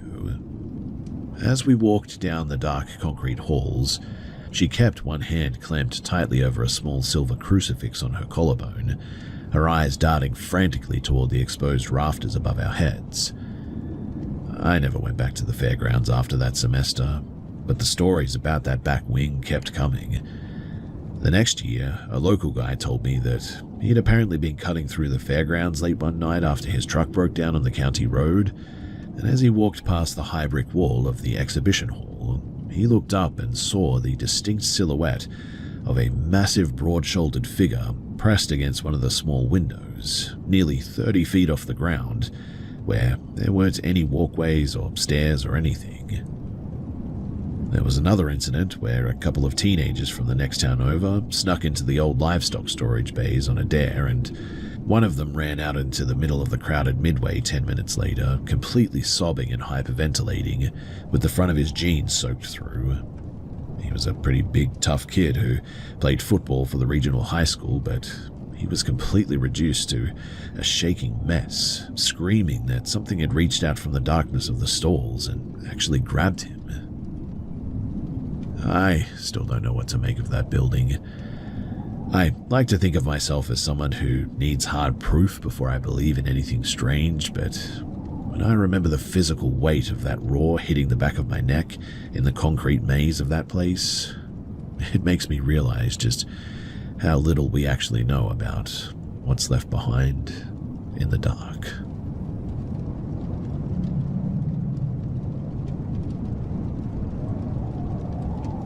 When I was about 9 years old, my mum used to sign me up for the late evening indoor swimming leagues at the community recreation center not far from where we lived. The building was an old, flat-roofed concrete municipal complex from the late 1970s, I think. It always smelled like heavy chlorine, damp towels, and wet tiles. The pool area was shaped like a massive T, and the top of the T was the deep diving well, the long stem of the T that ran down into the shallow lanes. Off to the side of the main pool deck, behind a set of glass brick windows, was the old toddler splash pool. Because it was January, that side of the room was drained, dark, and completely closed off for the season. One Friday night, around 8:30, my swim heat ended early. My mum was out in the lobby talking to one of the coaches, and my younger brother was already in the locker room. I was sitting on a plastic bench by the equipment bins, shivering in my damp towel, waiting for my mum to come and grab me. The main overhead floodlights had just been clicked off by the lifeguards, leaving only the blue underwater pool lights glowing through the water. I looked up from the bleachers, looking across the damp concrete toward the glass brick wall of the closed toddler room, and sitting right on the edge of the empty tiled splash basin was a young girl. She looked to be about 10, maybe 11 years old, completely out of place, wearing a dark, heavy vintage woolen winter coat with a stiff white collar, long grey socks, and black button-up shoes.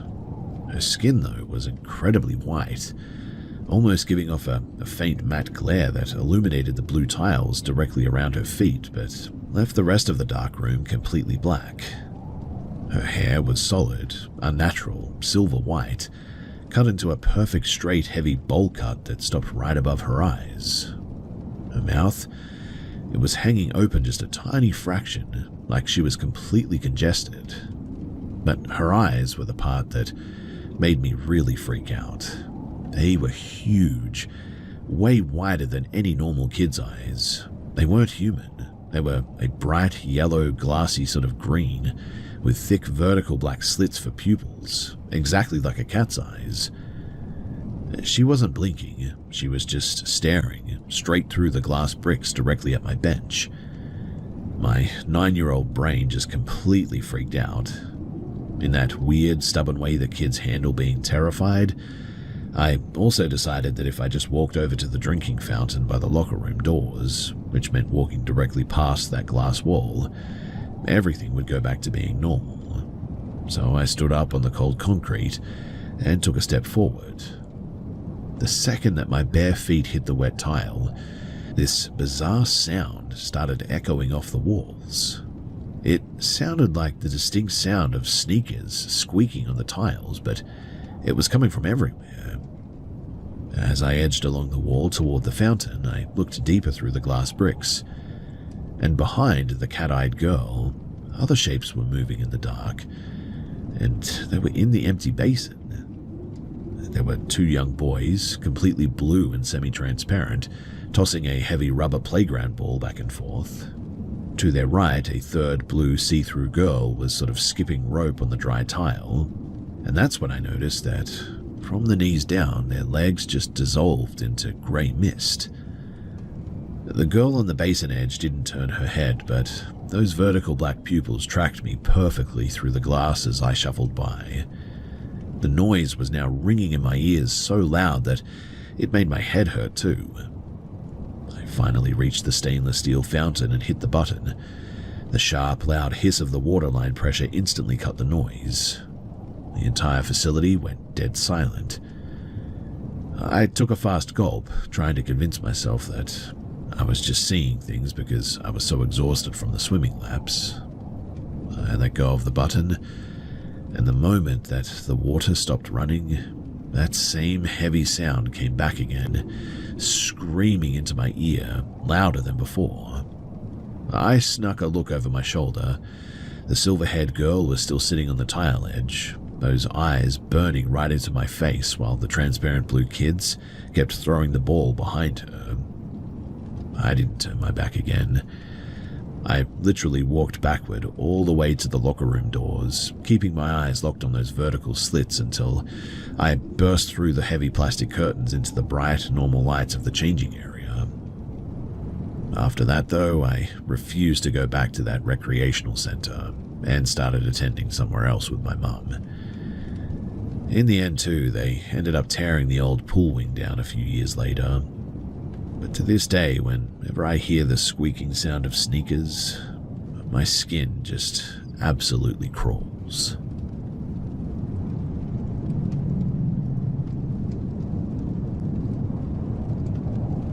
A few years ago, my girlfriend and I were packed up and getting ready to move into our first apartment together. The house that I was leaving was a completely normal, two-story colonial, split-level, built in the early 2000s. It wasn't some ancient historic property or anything, just a standard drywall and siding suburban home, really. On our very last weekend there, a buddy of mine came over to help us tape up some final boxes, and afterward, the three of us sat on the living room floor eating some takeout. Around 11:30, my friend stood up to head home, and he was completely practical, a stubborn guy who laughed at anything remotely strange or superstitious. I walked behind him to the front door, watched him walk down the driveway, and locked the door behind him. I walked back into the living room and asked my girlfriend if she was ready to call it a night. We killed the lamps and walked out into the entryway to head up to the carpet stairs. Right as she started telling me what time that we needed to wake up the next morning, a weird vibration sort of echoed from the top landing. I grabbed her arm and told her to freeze. We stood dead still in the hallway, listening. A second later, it happened again. 3 distinct heavy hand claps snapped through the drywall from the empty master bedroom upstairs. My girlfriend's first instinct was that my buddy had somehow snuck back inside through a window, or that he had never left really, and that we were playing a joke on her. But before she could even call his name, the exact same 3 claps boomed out from the dark ceiling right above our heads. Our stomachs completely flipped. We didn't even grab our shoes. We just yanked the front door open, sprinted out into the driveway, and slammed the door behind us. Standing under the streetlight, my girlfriend was still hyperventilating and insisting that my friend must be hiding in the attic somewhere. He only lived about a 5-minute walk down the block, and he'd only been gone for maybe 90 seconds, I would say. I pulled out my phone with a violently shaking hand and I called him, begging him to turn around and come back. Because he was such a skeptic, he thought that I was totally full of it and complained that he was too tired to play games. But I was practically screaming into the receiver, so he finally grumbled and agreed to walk back. While we were waiting on the street, the silence of the neighborhood started making us sort of second-guess ourselves a bit too. We began wondering if it was just the water heater popping or the house settling or something. To prove it to herself, my girlfriend stepped onto the porch, cracked the front door open an inch, and shouted up into the dark stairwell, "If there's someone up there, do it again." Without a single millisecond of delay, the house answered. 3 sharp, deafening claps, rattling the front glass. She literally slammed the door and backed into the yard just as my buddy rounded the corner. He walked up looking completely annoyed, convinced that we were just trying to freak him out. He had absolutely zero fear, mind you, so he pushed past us, unlocked the door, and stepped right into the front entryway while we stared out on the concrete porch. He stood right at the bottom of the carpeted steps, looking up into the pitch black of the second floor. My girlfriend, her voice cracking, called out through the screen door, "Do it one more time." And from the top of the stairs, it happened. It wasn't as loud this time, but it was completely clear. 3 dry, deliberate claps coming from the empty hallway floorboards. My buddy slowly turned his head around to look at me through the screen door. Every bit of color had completely drained from his face, and his mouth was open. I had known him since we were kids, and I had never seen his eyes look that blank and terrified before. He didn't say a word. He just walked straight out of the house, locked the door behind him, and handed me the keys with a hand that wouldn't stop trembling. We slept in my truck at a 24-hour truck stop parking lot that night, and we hired a moving crew to grab the rest of our boxes the next afternoon. Years later, too, my mother actually finally let slip after a few drinks at Thanksgiving that apparently she used to hear those exact same 3 claps coming from the drywall when she was home alone during the day, but she was too embarrassed to tell anyone. Honestly, too, I'm actually pretty glad that we had multiple witnesses for this, because if I had been alone in that hallway, I probably genuinely would have thought that I was completely losing my mind.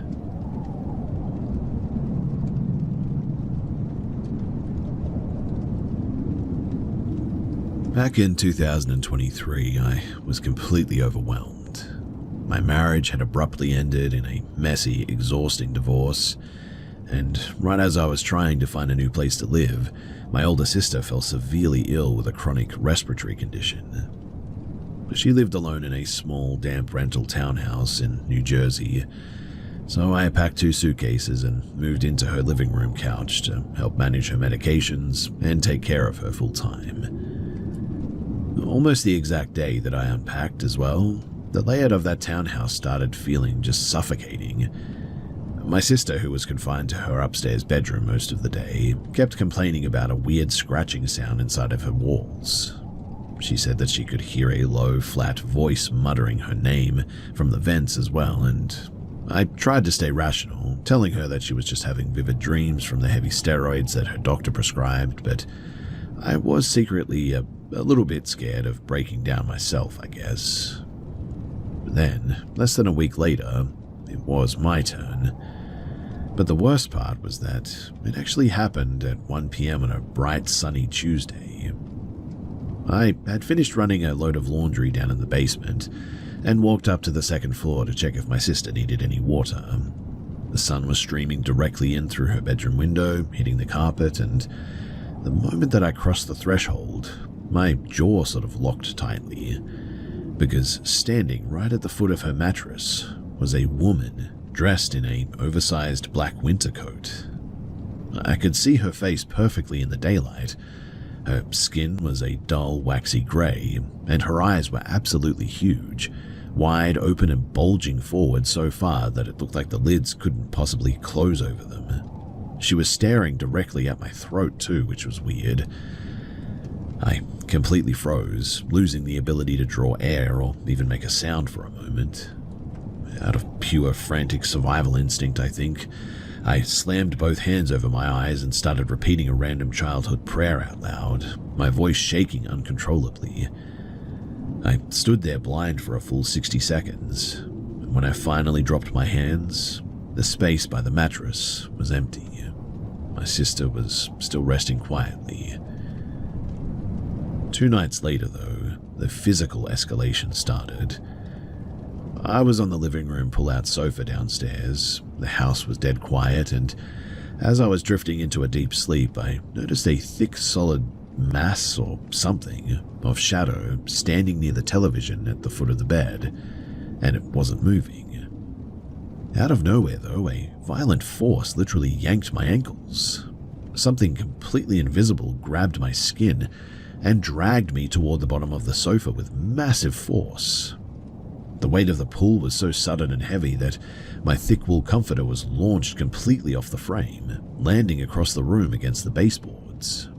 I bolted upright in the dark, my adrenaline spiking so hard that I felt physically sick, and scrambled up the stairs to spend the rest of the night sitting on the floor of my sister's room. The absolute breaking point, though, happened yesterday afternoon. So my mum was driving over to drop off some groceries, and about 10 minutes after she arrived, I was sitting alone at the small laminate kitchen table eating a sandwich, when suddenly a sharp white-hot pain flared up in both of my forearms. It felt exactly like two massive, heavy hands had clamped around my wrists, squeezing the bone with immense pressure. I could actually feel the distinct hard shape of individual fingers boring into my tendons. And the second that I heard my mum's tires crunch on the gravel driveway outside, I threw that kitchen door open and ran into the yard, sobbing completely hysterically. I told her that I couldn't step back inside that frame, that I needed to pack my things and leave the state immediately. She grabbed my shoulders, trying to get me to breathe, and asked what had happened. When I told her about the pressure in the kitchen, she reached out and pulled back the sleeves of my sweater. Both of our faces went totally pale. Deep, dark purple bruises were already rising on the skin around both of my wrists. You could perfectly track the symmetry of two large hands pressed deep into the flesh and my skin. "It's my ex," I choked out, completely losing my mind on the lawn. "He's doing something. He told me that I'd never get away from him. He's using something to track me down." But my mum gripped my face tightly, looking right at me. "No," she said, her voice dropping. "Your ex-husband is 3 states away. This isn't a person. This is something else. Something entirely malicious, it seems." She called her brother that afternoon, who brought over a local pastor that he knew from a traditional parish down the highway. The man walked through every room of that townhouse, reciting prayers and wiping down the doorframes. And, wouldn't you know it, it actually worked. Since that afternoon, the heavy pressure in the hallways has completely lifted, and the scratching in the drywall, it stopped. But there is one detail that still makes my stomach turn a little bit.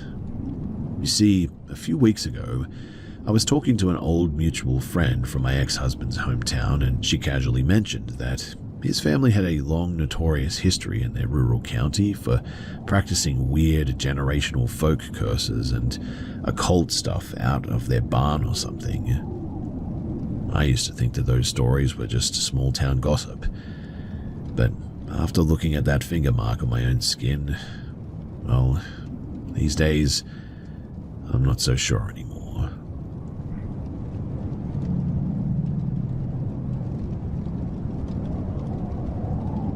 In 2018, my mom, my twin sisters, and I were on a driving trip through eastern Pennsylvania, checking out a bunch of historical spots and local antique markets. We ended up taking a detour down a long 2-lane county road outside of Bethlehem, passing through an old semi-abandoned industrial limestone quarry site that had been turned into a nature preserve many years ago. The three of us always had a weirdly identical sensitivity to certain locations. We'd occasionally pull up to an old building or maybe a trail and all feel the exact same sort of unexplainable feeling. So we generally knew when a spot had a bit of a bad history. This site was completely empty when we pulled our car into the gravel turnout. At the edge of the walking path stood a small rusted steel memorial marker dedicated to a young local worker who had been killed in a machinery collapse back in the early 90s. It had a small faded color photograph of the guy attached to the metal behind a cracked piece of plexiglass. I was the first one to walk up to this marker, and the second that my eyes focused on the face in the photo, a sudden white-hot agony flared up in my right shoulder. It was so intense and physical that my breath caught completely in my throat, and I collapsed sideways onto the gravel path, clutching my arm. For context, I had turned my rotator cuff in a bad fall a few years prior, and that joint had always been a bit of a weak point for me. My sharp yell immediately brought my mum running over from the car though, and the moment that she stepped within 10 feet of the metal marker, she stopped dead in her tracks, clamped her hands over her temples, and groaned. She was hit with a sudden violent migraine so severe that her eyes started tearing up. She staggered backward toward a wooden bench, and I managed to sort of limp over to join her, keeping my weight off of my right side. I looked back at my sisters, who were still walking up the gravel trail, and screamed at them to stay away from the clearing.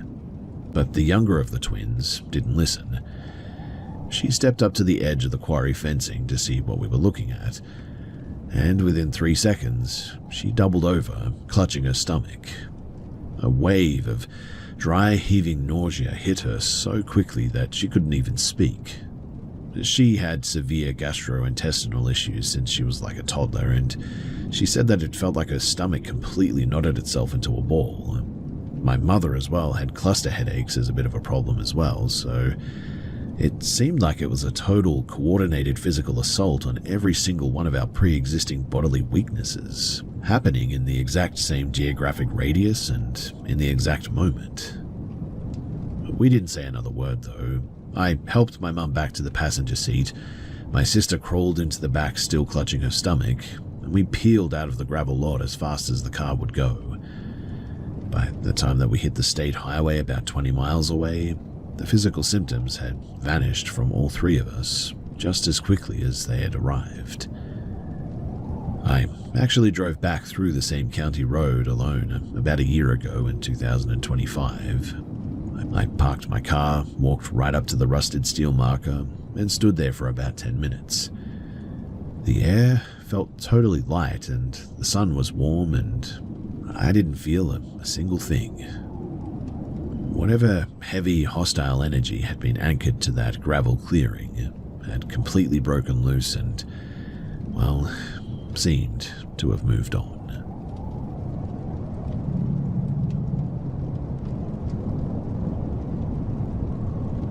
Between the ages of 12 and 14, my family was living in a crowded multi-family apartment block in a dense suburb outside of Chicago. My bedroom was a narrow, low-ceilinged room at the very back of the flat, right up against the service stairwell. It was a pretty stressful, volatile period in our house too, and looking back, the environment in that room felt really hostile from the day that we moved in. It started with small, sort of jarring details. Like, one night I looked up at the wall space above my tall laminate chest of drawers and saw a dense, ink-black shadow, and it was shaped like a tightly curled infant, is the only way that I can put it. I know, weird, but that's just what it looked like. It stayed completely frozen there for hours, too. Years later, my mother casually mentioned that she had miscarried a late-term pregnancy right before I was born, and she admitted that during our first year in that apartment, she used to constantly wake up at 2 a.m, convinced that she heard a baby wailing from the hallway vents, though my siblings and I were always dead to the world. By that winter, though, the bedroom felt a lot like a pressure cooker. I'd be lying awake trying to sleep, and the air around my face would completely shift. I'd feel a distinct warm pocket of air blow directly into my ear as well. And one night, a voice completely disconnected from the room loudly whispered my first name right next to my pillow. If I walked out to the kitchen to grab water and left my bedroom door popped wide open, I would turn around to find the heavy wooden door completely clicked shut into the latch. I got so terrified that I started sleeping with a desk lamp burning at all times and a small desktop television playing static on a loop. But then, the television began turning its own volume dial up and down in increments, while the remote sat across the room on a desk. But the most frequent and, well, unnerving thing was the physical shaking of my mattress. I would be lying completely still, holding my breath, and the entire spring frame would begin vibrating and shuddering under my weight, like a heavy engine was running directly underneath the floorboards. Eventually, the activity bled into the daylight hours too. I'd be sitting at my desk doing homework or something like that, and a loose laptop charging cord lying flat on the rug would suddenly flip 3 inches into the air on its own. My dad, A friend from school and I all stood in the kitchen one afternoon and listened to a massive heavy stomping sound rattle the ceiling panels from the crawl space above, an area with no floorboards and barely 2 feet of clearance. Through the window, I'd occasionally see the blurry hooded outlines of figures walking along the narrow exterior fire escape's walkway, even though that level was completely blocked off from the street. My older sister, she shared the room with me for a year as well. She was a total pragmatist and never claimed to see the heavy shadows or anything, but she did admit that the air in the corners made her skin crawl a little bit, and she watched the heavy window curtains sway and snap back and forth when every single glass pane was locked tight against the winter wind one day. Anyway, when I turned 15, I moved into the smaller box room down the hall, but the physical sensations only got heavier. I started experiencing severe, terrifying bouts of waking paralysis. I would wake up from chaotic nightmares, completely locked into my own body, unable to even lift my chin, watching the room grow unnaturally dark. And every single night, without fail, that heavy vibration in the mattress would start up again, a shuddering that absolutely terrified me now. Now I'm in my late 20s. I live in a regular modern apartment complex in the city, but the mattress vibration has recently started up again over the last few weeks. I've been going through an incredibly stressful, emotional, draining situation with someone in my personal life, and I'm barely getting 3 hours of broken sleep a night. When I was a teenager, I actually went to a clinic to see a neurologist about the shaking, convinced that I had some kind of inner ear disorder or a neurological glitch or whatever. They ran a battery of tests as well, but every scan came back completely clean, and I've never had any history or diagnosis of clinical sleep or mental health disorders or anything.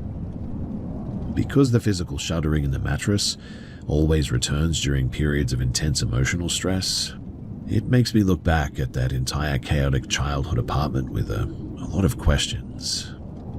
I had a very difficult, unstable upbringing, and my memory of those years is incredibly hazy from the trauma of that household. When I was even younger, I remember being terrified because the faces in my wall posters seemed to distort, or I'd see phantom bugs tracking across the wall that vanished when I hit the light switch. It makes me wonder, though, if a person's nervous system, when subjected to extreme stress or trauma at a young age, can project that internal pressure outward into physical symptoms of some sort, or if certain environments are just inherently broken and some of us are wired to feel whatever that is.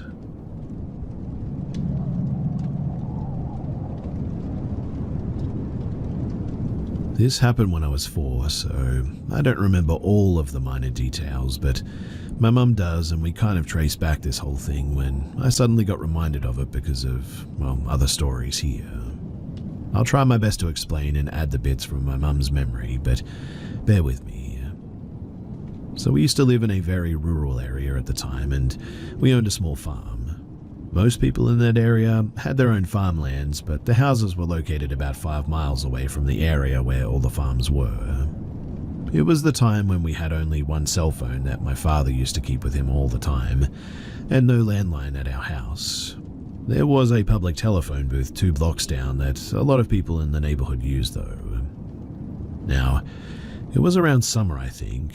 But there was this group of gypsies, and they were notorious for stealing the crops and would also rob people occasionally, especially women working alone at the farms.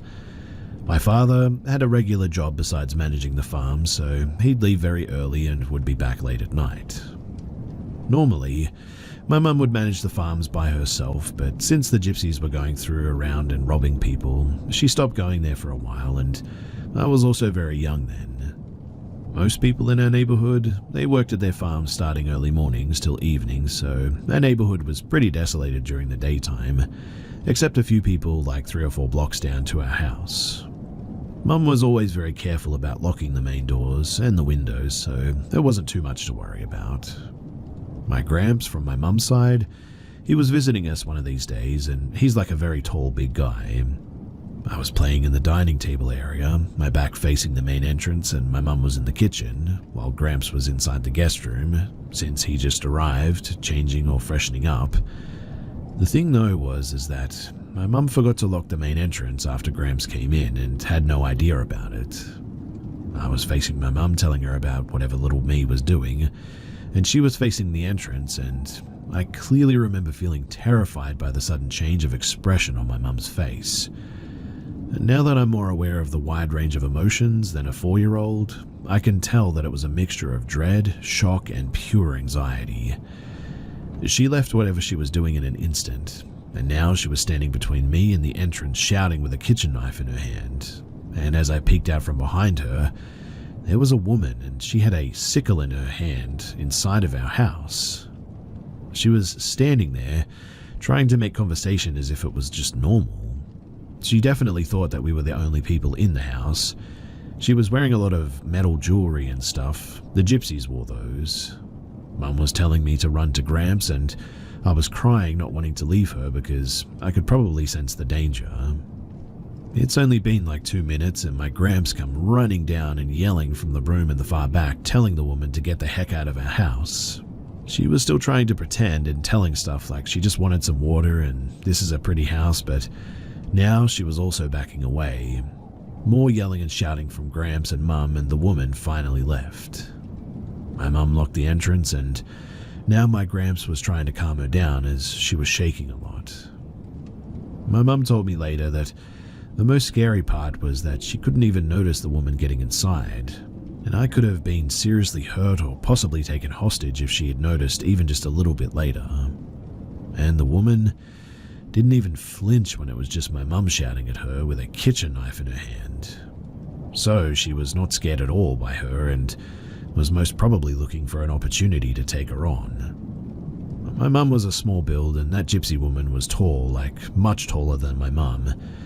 No wonder she was prepared to take her chances.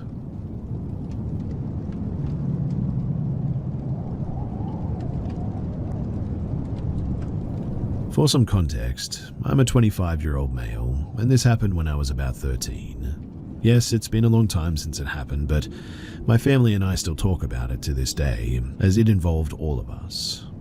And while we still do talk about it, I unfortunately have a hard time remembering the exact dates and some parts of it due to some head trauma. So that means some of the finer details I just cannot remember at this moment. But I know that this happened sometime during the year of 2012. I think it happened on our way from Washington to Oklahoma. We had made this trip several times, but I cannot remember if it was on our way to Washington or from Washington that year. But basically, we had been on the road all day. It was night, the sun had already set, and everyone was tired. But we had 2 cars to fit everything. Me, my sister, and my mum rode in the SUV, while my brother and his girlfriend at the time, now wife, rode in the small 4-door car. We had been on a long stretch of road surrounded by pine trees on both sides. The GPS said that we wouldn't reach another town for a good few miles, but there were lights just down the road, and so we thought maybe the GPS needed to be updated or something, because some small towns tended not to show up on these at the time. I don't remember the name of the brand that we had, but you sort of stuck it to the car window, plugged it into your car, entered the address, and pick your route.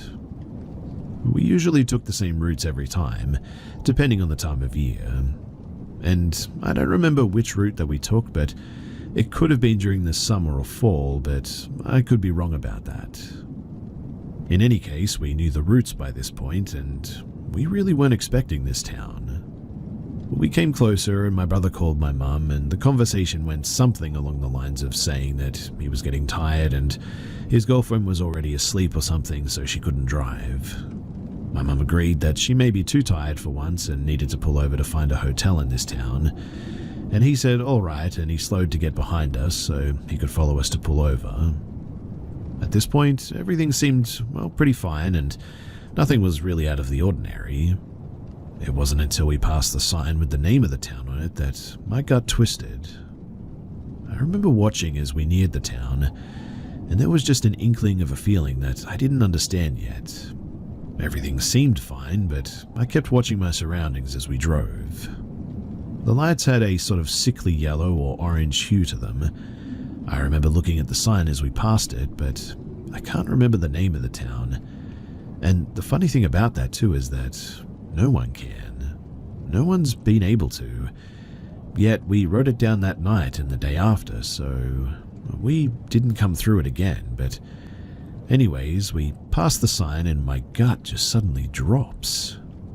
At the time, I didn't understand what I was feeling was anxiety. I just remember thinking that we're being watched. But looking around, there was no one. Well, yes, it was the middle of the night, so people were probably asleep. There were also no cars. The buildings were empty. The air itself was stagnant as we drove through it. Now, I know Kid Me had a very active imagination, but my older brother can confirm the town was empty in a way that it scared even him. We saw a church sitting on a small hill just to the right side of the town, and we drove up to it. We parked near the door as it was the only light in the gravel parking lot. Also, this was the only light that was white and didn't have a sick hue to it. But we all stepped out of the cars to stretch our legs for a bit and find a hotel. My mum told me and my sister, who was about 9 or 10 at the time, to stay close, slipping in the fact that she had this creepy feeling as well. At the time, I dismissed the small statement and just walk around the car to move my legs when something moves behind the big dumpster that's across the parking lot. The light on the door didn't reach all the way out to the dumpster. I could barely see its outline to even know that it even was a dumpster, but something scattered along the gravel as if darting behind it. My mum hears this too and orders me and my sister to get into the car. I stood, staring for a moment before walking backwards to the car. For whatever reason, I didn't feel like turning my back to it. We waited in the car as my brother had his girlfriend get in the car and walked my mum to the SUV and helped her put the address in for the GPS. Once it was set, he got in the car and we drove off. And for some reason, I just couldn't get myself to look back at the dumpster as we drove off. We drive through the town and again, everything seems eerily empty and clean. There was no litter, no trash, nothing that suggested life besides the streetlights that were on. We head to the edge of town, following the GPS, and turn onto this gravel road that led down into a giant opening surrounded by thick, dense woods. In said lot was the motel. And I don't mean the fancy sort of hotel and motels now. No, this was a 2-story L-shaped building with about 30 to 40 rooms and a check-in maybe. There was a separate small building just to the side of the hotel rooms. It only had one light in the lot besides the small ones above the doors, and this light was a hollow white. We pulled in and my mum called my brother and said to stay in the car, that she was going to go and talk to whoever was inside. Now, here's where things get a little tricky. The building was small, but the windows were huge. We could see inside enough to watch our mother go in and talk to the guy at the counter. But here's the thing. Me, my sister, and my brother all saw different things. When our mother went in, I saw her talk to an old man who had a thin, frail stature and a permanent scowl. He seemed old and weary and sort of miserable, I guess. His eyes were slightly sunken in and his skin slightly pale and hanging slightly. My sister says, though, that she saw a young man who seemed nervous and annoyed, dark hair and deep eyes. But my brother says that he saw a middle-aged man who was aloof and uncaring. He had a beard and dark hair. I cannot remember all the details they gave me, but I knew the main differences. When our mother came out, she got into the car and waved for my brother to follow. We parked in front of our rooms. She had gotten 2 rooms side by side. We were told to only bring in the essentials for the night because, well, she doesn't want to stay any longer than necessary in the morning. We all agree and grabbed as little as we needed, and we headed into our rooms. My sister and my mother and I stayed in the right room, while my brother and his girlfriend stayed in the left. My sister had asked to take a shower, and of course our mother went to help get it ready, as my sister wasn't sure how this one worked. Well, turns out it didn't. The water just wouldn't turn on. So she calls my brother and explains, and of course he comes to get her so she can shower in theirs, and while they go and do that, my mum looks at the beds, realizing that I'm staring at them, and she goes, "You don't want to touch them either, do you?" Hearing I wasn't alone in this feeling, I smiled and I shook my head. I said that it feels gross, and she said that it does. She went to check the beds when my brother came running back to our room. He opened the door frantically, and of course it startled us a bit. He said to pack my things and asked my mum to come here.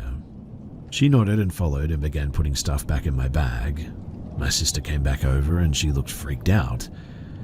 I remember offering to help her pack and asking what had happened, and at first she had a bit of a hard time trying to say it, but finally got it out that there was blood in the shower when they went in. She freaked out and had Caleb check it out, and he came to get our mum. She came back and calmly said to put our things back into the truck and to get in. At that point, it really hit how bad this place felt. I began to panic, and I hurried to put our stuff in the car, and we got in, and my brother nor my mum wasted any time driving away, not even stopping to get a refund for not staying or telling them about the blood. We turned to continue going through the town onto the one that we knew about, and unfortunately, my brother needed gas. Luckily, as we get to the edge of town, like the rest of it is in our rearview mirrors, there was a gas station, but again, no cars, not even an employee's car.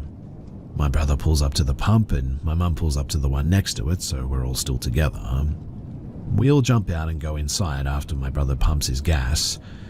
At this point, we're all sort of awake, so we grab a drink and a snack and we pay for the gas. That all goes fine until we go back outside. We're all heading back to the cars, and my brother's girlfriend was in the car already. I was walking next to him, and I don't remember what we were talking about, but we were laughing some to kind of ease the tension, I guess. But, well, I'm standing next to him and he's putting the thing back to the pump, and something moves across the parking lot. Both of our heads sort of shoot up, and we're staring at a shed in the back corner, along with tall, intimidating trees behind it, when all of a sudden, two figures dart and run behind the shed. My brother slowly closes his gas tank without taking his eyes off of the shed, and he tells me to get back into the car. As soon as he says it, 3 pairs of glowing yellow amber eyes are staring back at us from beside the shed, yet taller than it. My brother yells for us to get in the car and that we need to leave. He books it to the front seat of his car as I jump into the truck, and he speeds off, my mum following after him. My mum is asking what happened because she didn't see that part, but luckily my sister had seen it also. We began telling her what had happened, and she called my brother. He told her the same thing, and she said that we'll never be coming through there ever again. After this, we drove to the next town and found a Holiday Inn, and we went there instead. We spent the next hour, I think, just kind of talking about what had happened, until we were all calm enough to finally get some sleep. Now, the next day I remember us trying to look up the town that we had gone through the night before, but we just couldn't find anything. We thought that maybe it just wasn't a well-known town, so we got our older maps and even asked the people that worked there about the town a few miles away, and nobody knew anything about it. They even said that there wasn't a town there that way for miles. Since then, it's had us all dumbfounded about it. Now, there's no point trying to find it anymore, as we just cannot remember the name of it, like I said earlier. But it's still a deep enough rooted memory that we all talk about it still. It's not often, but it's like something we cannot forget, no matter how hard we try.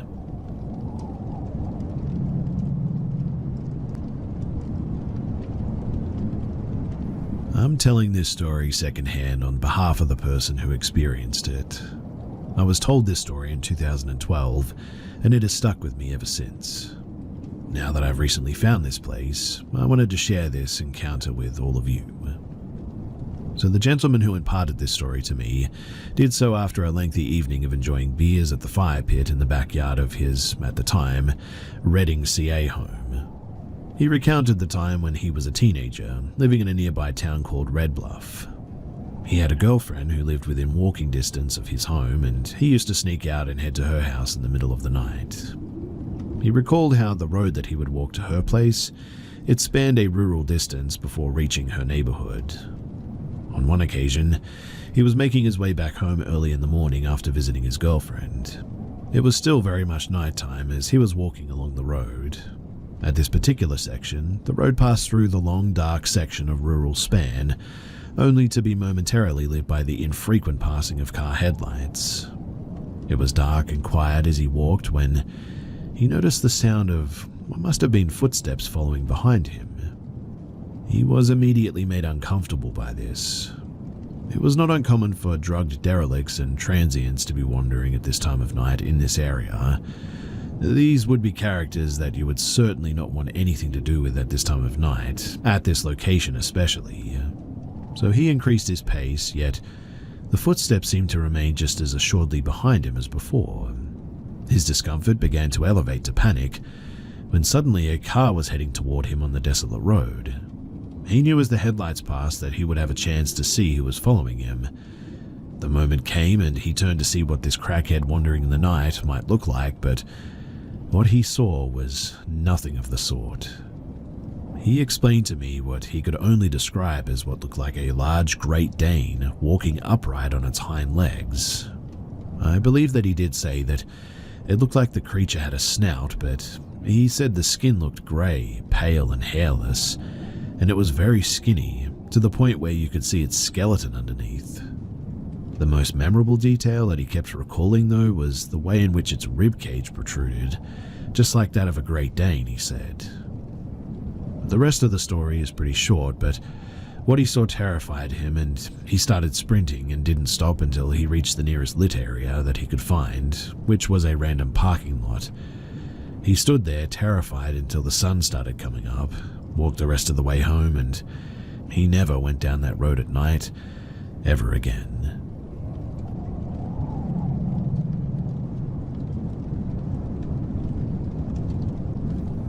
This happened a long time ago when I was around 13 to 14 in northwestern GA on the corner of Alabama and TN. Context too is that I'm now 22.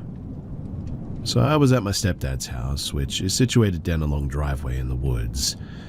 There's a house just ahead of this, separated by a thin veil of trees, but no other houses or buildings for a good few miles on either side, and the woods in the back go on for a good while as well, so it's very isolated. I had taken my dog Jack out to pee. Rip Jack, he died a while back.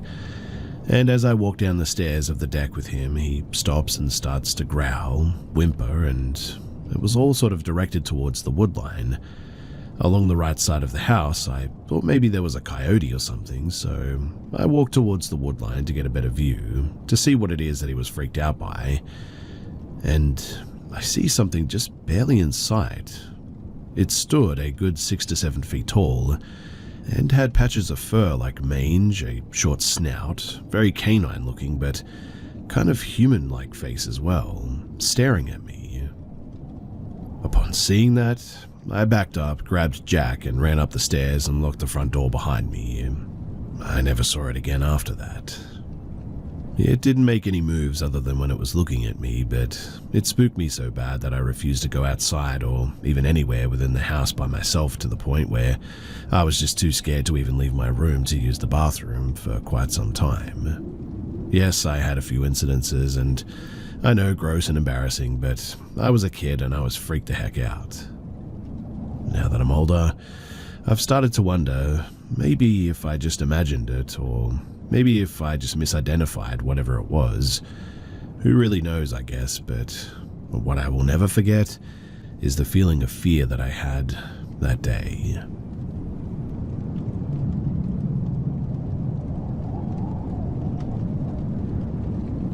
I was around 6 when it happened. My parents had tucked me in for bed. I live in a rural countryside, so nighttime is very quiet here, no sounds of cars or anything. It's usually very peaceful, and I was laying on my back when suddenly I heard the sound of like long nails scratching the wood under my bed. The reason this incident sticks out to me is because I can still remember the feeling of my heart dropping out of my stomach and feeling paralyzed with fear. I was about to call out for my parents when my dad crawled out from under my bed and stood up in the dark, just looking at me. He said, "You forgot to say your prayers," then walked out of my room. I was understandably shocked. I didn't leave my bed afterwards, and I must have fallen asleep at some point. My dad would normally tell me to say my prayers before bed, so this seemed like something that he would say, but I have no idea what would possess him to hide under my bed. My dad denies ever doing this, but I brought it up numerous times over the years, and he has never admitted to doing it.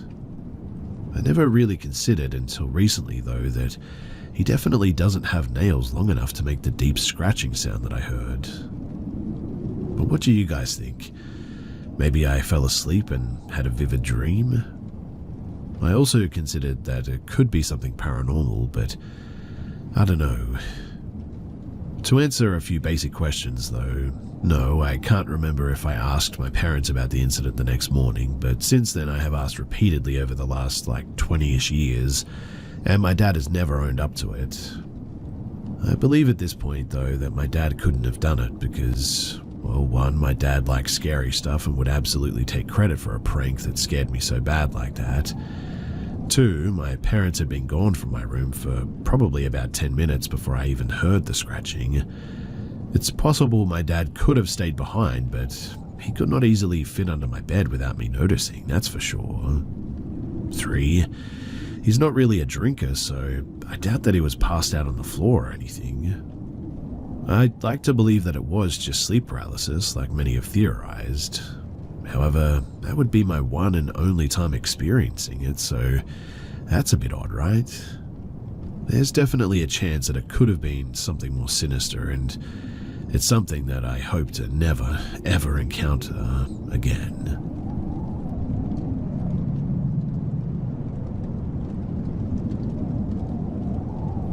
I once held a hunting lease in Middle Georgia. It was an abandoned hunting camp that hadn't been used in several years. I'm not superstitious at all, but this place was legitimately spooky. It was miles down an overgrown dirt road and completely surrounded by woods. It's probably the most secluded place that I've ever been. I used to hunt there by myself a lot, and there was always this weird sense that I wasn't alone out there. There was a locked gate at the front of the property, but it was not uncommon for us to find the front door of the cabin open, even when the door was locked.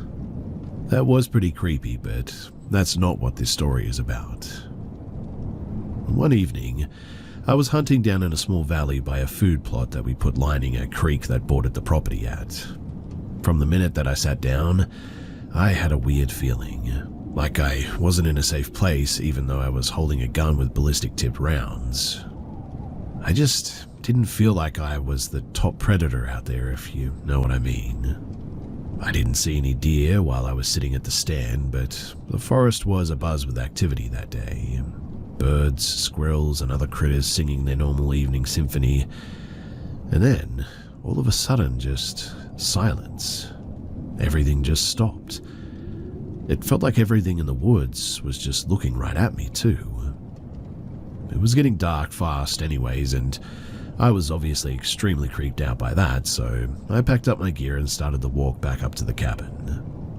About 100 yards away, I had this feeling that something was coming up behind me.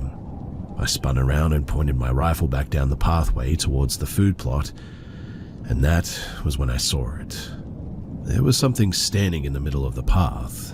It wasn't a person, but it didn't look like a deer or anything that I've seen before.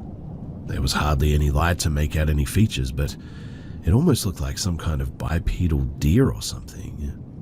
It was just standing there, staring at me too. I quickly made my way back up to the cabin, packed my stuff up, and I just got out of there. I just let the lease run out, and after that, I never went back there.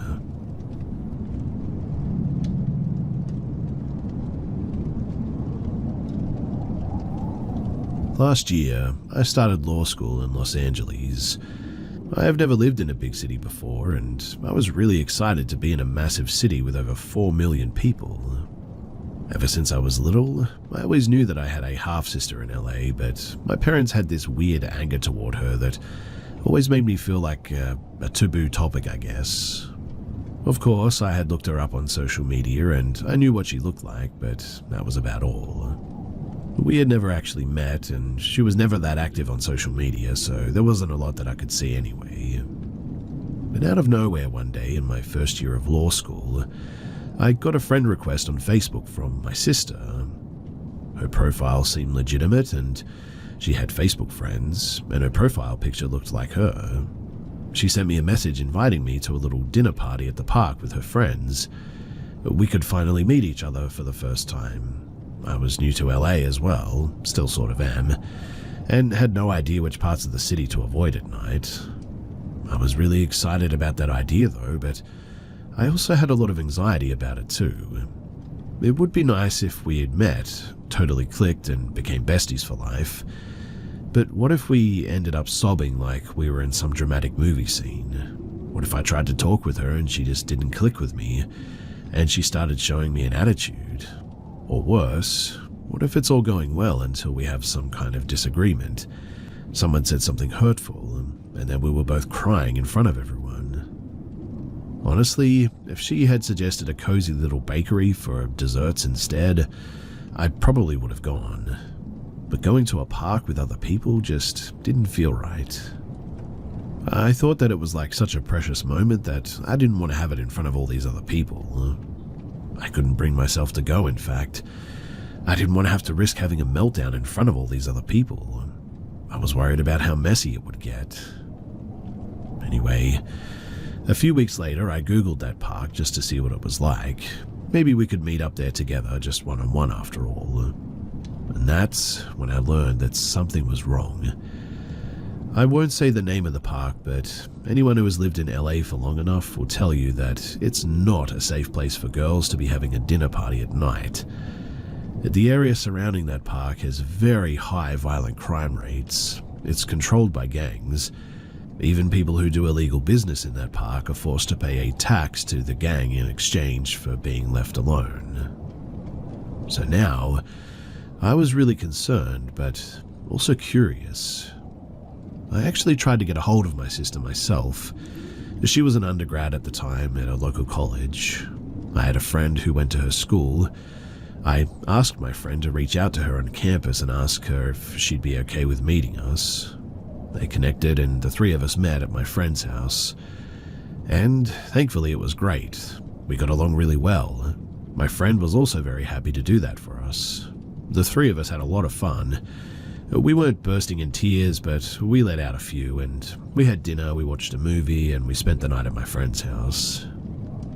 Now, when I told my sister about that whole thing, she said that she hadn't used Facebook since like high school. So clearly somebody was impersonating her. I would have told her to have reported the fake account, but unfortunately, it had already been deleted. She knew that she had been impersonated on social media though. Another one of her friends had been scammed by someone pretending to be her, and it was some scheme involving fake concert tickets or something like that. Someone though had been impersonating my sister. They knew that I was in town, and they literally tried to lure me into one of the most dangerous parts of LA at night. I still have no idea what their actual motives were, but I don't know if I even want to find out, to be honest. I mean, that's a very, very scary thought. Meeting my sister after all these years was a beautiful thing, but the whole backdrop, it was terrifying.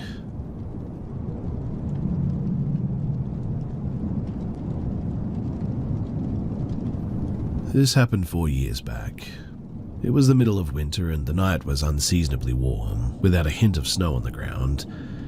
I left my apartment at around 8 p.m. to go for my daily walk. I worked night shifts and my schedule was pretty messed up, hence the 8 p.m. walk, figuring that I would cross the bridge into the city nearby. For further context, I'm a pretty tall guy who's fairly athletic, and I was in my late 20s at this moment. I'd rarely had a problem walking at night, and at the time I felt safe to do so. So I put my headphones in and I headed towards the bridge. The first 20 minutes were uneventful. I passed by old houses, a subpar Mexican restaurant, a really good Mexican restaurant, a sketchy gas station, and some newly built upscale apartments. And finally, I was at the river, enjoying the view of the bright lights over the dark flowing water, not yet frozen. I crossed the bridge into the city and hit a crosswalk button at a four-way intersection, and then noticed someone standing on the corner opposite, the only other soul I'd seen outside of that night. Seemingly, she was doing nothing, and I assumed that she was waiting for an Uber to come and pick her up, since she didn't seem to be waiting for the light to change. The street, ordinarily busy during the daytime, was now silent. The light changed and I crossed, heading in her direction. As I neared her, I noticed that she would cast glances in my direction and then sort of look away, almost sheepishly. She did this multiple times, and I figured that she was just unnerved by me. I sympathized with that, figuring that it must have made her uneasy, us being the only two people on a dimly lit street like this. As I passed by, I took in her outfit, mostly because I thought that she looked cold. She wore a knitted hat with tassels, a sweater that looked too thin for the winter, tight jeans, and a little plastic children's backpack on her back. I thought that she was in her teens at first, but upon closer inspection, she appeared to be in her late 20s or maybe even early 30s. She had short cropped light brown hair and a pale complexion. She was skinny and was of average height. I was maybe a head taller than her, I would guess. But I walked by and continued down the street without much more of a thought. I passed by high-rise hotels on my right and left and made my way into a central park. During peak hours, this place would be packed with tourists and locals alike, but that day, at an odd hour and with the pandemic in full swing, I felt like the only man in the city. I admired the brilliant display of lighted trees as I crossed through the center of the park, and then, figuring I was at a good halfway point in my journey, I made my way around an old marble and stone library back towards the bridge. As I turned the corner of the library back into the street from which I'd come, I nearly collided with someone moving towards me. It was that same woman that I'd seen not even 10 minutes earlier. My noise-cancelling headphones were still on, so I pulled down one side and said something by way of apology, but she said nothing in return. Instead, she sort of backed away from me and stood below a streetlight, not making eye contact. She stole tiny glances at me, that same tick that I'd noticed before. I put my headphones back on, nodded a good night, and I headed towards the nearest crosswalk. Reason told me that she must have been headed in the direction that I'd come from, since we'd nearly run into each other headed the opposite ways, but some part of me whispered that she wasn't headed that way. And sure enough, when I turned to look, she was trailing close behind me, her strides surprisingly long and energetic. I found this odd enough that I continued to watch her out of the corner of my eye. Shortly after I reached the crosswalk, as I stood there waiting for the light to change, she caught up with me, passed me by, and stopped. A car went past, and as it did so, she squatted over her plastic bag a few meters from me, rifling frantically for something, looking up at me on occasion. I hit a button on my headphones, stopping my podcast so that I could hear her better. What I found disturbing about the motion of her looking through her bag is that it struck me as, well, fake, as though she were pretending for some reason. She was barely looking inside, and her careless motion struck more like bad acting. Something about her motions and the way that she kept looking at me felt wrong. The light changed and I began to walk quickly, but she was faster. She stood suddenly, darting past me towards the museum, swinging the half-open little pink backpack over her shoulder. I watched her silhouette disappear into the darkness beyond the reach of the streetlights. I honestly hoped that that was the end of it, and after a few beats of not seeing her, I let my guard down a little bit, restarting my podcast. Now, beyond the museum was a patch of poorly lit sidewalk, in front of a squat building with mirror-like windows. I wasn't far from the bridge now, and as I made my way back there, I turned my head to look at the reflections of the buildings and the streetlights in the windows. And to my horror, a dark figure sprinted silently towards my reflection, dreamlike. I'm not sure why, but maybe out of sheer confusion, I turned to meet her as she hurtled towards me. Perhaps surprised by my sudden turn, she halted mere feet from me, staring, her eyes wide and looked frantic and wild. She kept looking at my arms, then back at my face, as though almost sizing me up. My accidental bluff had worked, and in the darkness, I suppose I must have looked more prepared to fight back than I felt. But she gripped something small tightly in one hand. Though she held it off to the side and in the shadow of the building, I could see what it was. Seconds dragged as we stood there staring at one another. Immobilized by fear and confusion, I waited for her to make some move, to attempt to use whatever object she held in her hand. And just then, to my enormous relief, a car trundled slowly past us. A bit of my strength returned, and over my blaring podcast, I felt more than heard myself shouting at her, "What do you want?" No reply. I slowly backed away from her, expecting her to move, but she just watched me, that same intense look on her face. I took another step back, then another, steadily backing away from her until I felt confident enough to turn and carefully walk away. As I reached a better lit area, I began to move more quickly, all the while keeping my eyes trained on her shadowy form. She stood there for some time, statuesque in fact. Then, abruptly having spontaneously abandoned whatever plan that she may have had for me, she turned from me and, without looking for traffic, she crossed the street with long strides and disappeared around the corner of a building. Something about the casual air of it, though, just really disturbed me. I kept my eyes trained behind me on my walk home, afraid that she would follow me. The bridge was well lit, and I saw no sign of her, knowing that this was the only way for her to follow me and keep up on foot. I breathed a sigh of relief. I saw no more cars headed from the city, no more pedestrians out walking. Thankfully, nothing happened after that. I'm not sure why, but I didn't call the cops that night. I still regret having not called, despite my roommates insisting that I do so. I just remember sort of thinking that I wasn't sure what to say to the cops, that I hadn't really been attacked, I guess, that they wouldn't be able to find her anyway. I made up excuses, I guess, but I suppose I must have been in shock, maybe, in denial at having been nearly ambushed, especially by someone smaller than me, in my own city, so close to my apartment. One of my roommates called the cops for me, though, and a cop did drive through the area, but by that point, she was gone.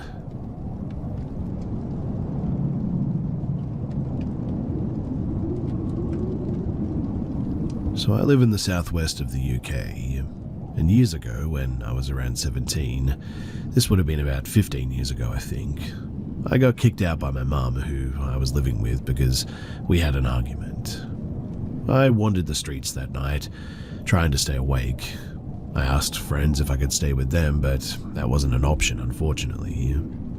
At the time, I lived in a relatively new suburban area, so I decided to walk into the nearby woods that overlooked some farmland, hoping to watch the stars and find a place to sleep. This was at around 2 a.m. There was a large wooded area near some flats, and I crawled through a thicket which led to an open space. As I walked through, it was pitch black, and I thought that this would be a nice, safe area to try and sleep at. As I lay down, suddenly I heard footsteps, though. They sounded heavy and loud, and it sounded like they were circling me. I froze and asked if somebody was there. The footsteps got faster and faster, pacing around me. Then I heard a deep growl, and whatever it was, it sounded big. I panicked and ran away through that same thicket and back onto the street. At the time, I had about £100 in my bank account, so I wandered to a nearby hotel to see if I could get a room, but they wouldn't let me in. I was cold, desperate and scared, so I walked to a nearby 24-hour shop, bought some snacks, a torch, and I made my way back to the thicket, and this time I was armed with light. When I returned to the woods, I heard the footsteps again. I quickly turned on the torch, shining it all around, looking for where the footsteps were coming from, but I couldn't see anything. Then I heard the growl again, and it was deep and reverberating. It sounded like it was right next to me. I could hear it, but I couldn't see it, but whatever it was, it sounded big. And no matter how much I shone that torch around, I just could not see what was making the noise. I ran away to a nearby bus stop, and I spent the night there awake but scared, and spent my night there too. The next day, I met up with a friend and I told her what had happened, and I wanted to investigate, so me and her went to go through that thicket and into that open place, and she was scared after the story that I told her, but it was daylight. I went in again and she stayed outside, but I heard the growl again, really loud and really close, but it was daylight this time and I could hear it but not see it anywhere. I know that this sounds crazy, but believe me, it scared the absolute living daylights out of me, and nobody believes what I witnessed, and really I don't blame them because I wouldn't believe it if somebody told me too. But if you have any similar stories, then please do let me know because I would love to hear them and know that I'm not the only one who has experienced something like this.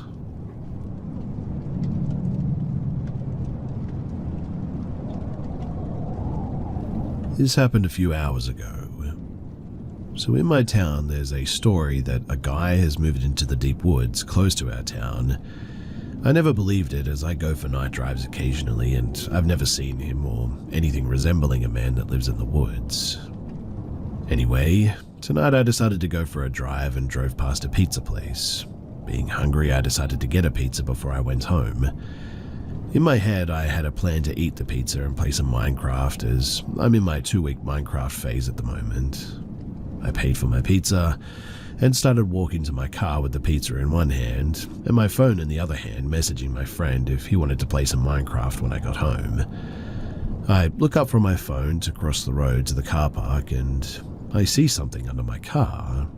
It looks like a shadow or something dark.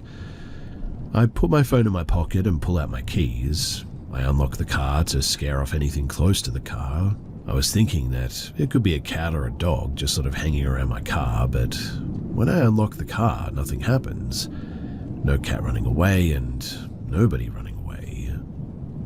The shadow looked like it was cast from the driver's side, so I was going to have to look at whatever it was, whether I wanted to or not to get in. I put my keys away and pull out my phone again and turn the flashlight on to see better in the dark. And as I turn towards the driver's side of my car, I see him. A dirty, naked man with big eyes staring right at me. He was crouched down trying to hide from me, and now, I don't usually get scared of anything really, but this guy terrified me.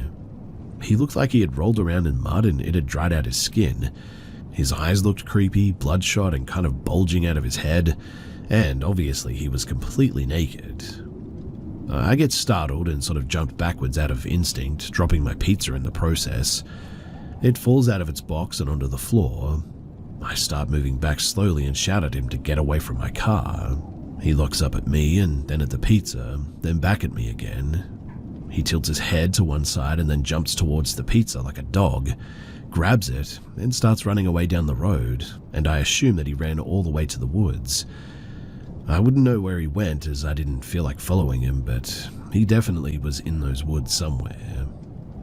I lock my car and run back to the pizza place and I just stay there for a bit. The workers obviously don't believe me when I tell them what had happened, but I know what I saw. Once the fear subsides after a while, I realize that this guy just stole my pizza. Angry as I was looking forward to it, I decided to get another one and run to my car this time. I get in and put the pizza in the passenger seat and then I just go home. Once I got home, I locked all of my doors and windows. I even locked my bedroom door as I feel a little bit scared still. I think that I'll be playing Minecraft until the sun comes up.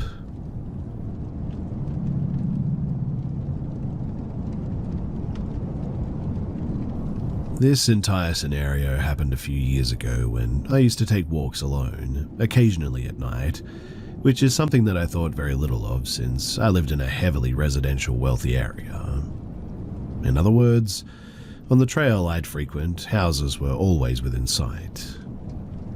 On one such night, shortly into my walk, I see a figure walking a few 100 feet behind me, something that I knew immediately was pretty odd, considering it was around 10 at night at the time.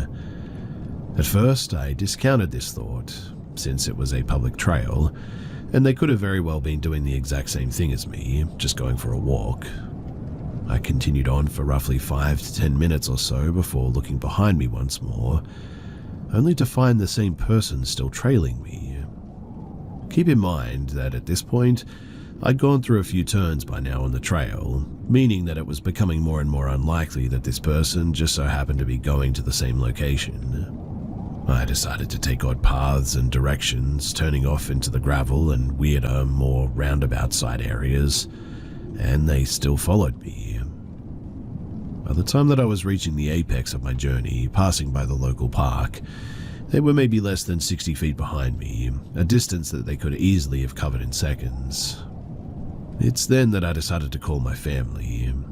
I had researched for this, I knew what to do, and believe it or not, the call, it didn't go through. As it turns out, my phone was a recent gift, and its service had been set up improperly, meaning that no matter how many times I frantically called in that moment, nothing would happen. In a decision I call back to as one of my best to this day, I acted as if the call had gone through, and was on the phone with my mum, miming out and talking audibly about my location and the person behind me, beginning to briefly describe them.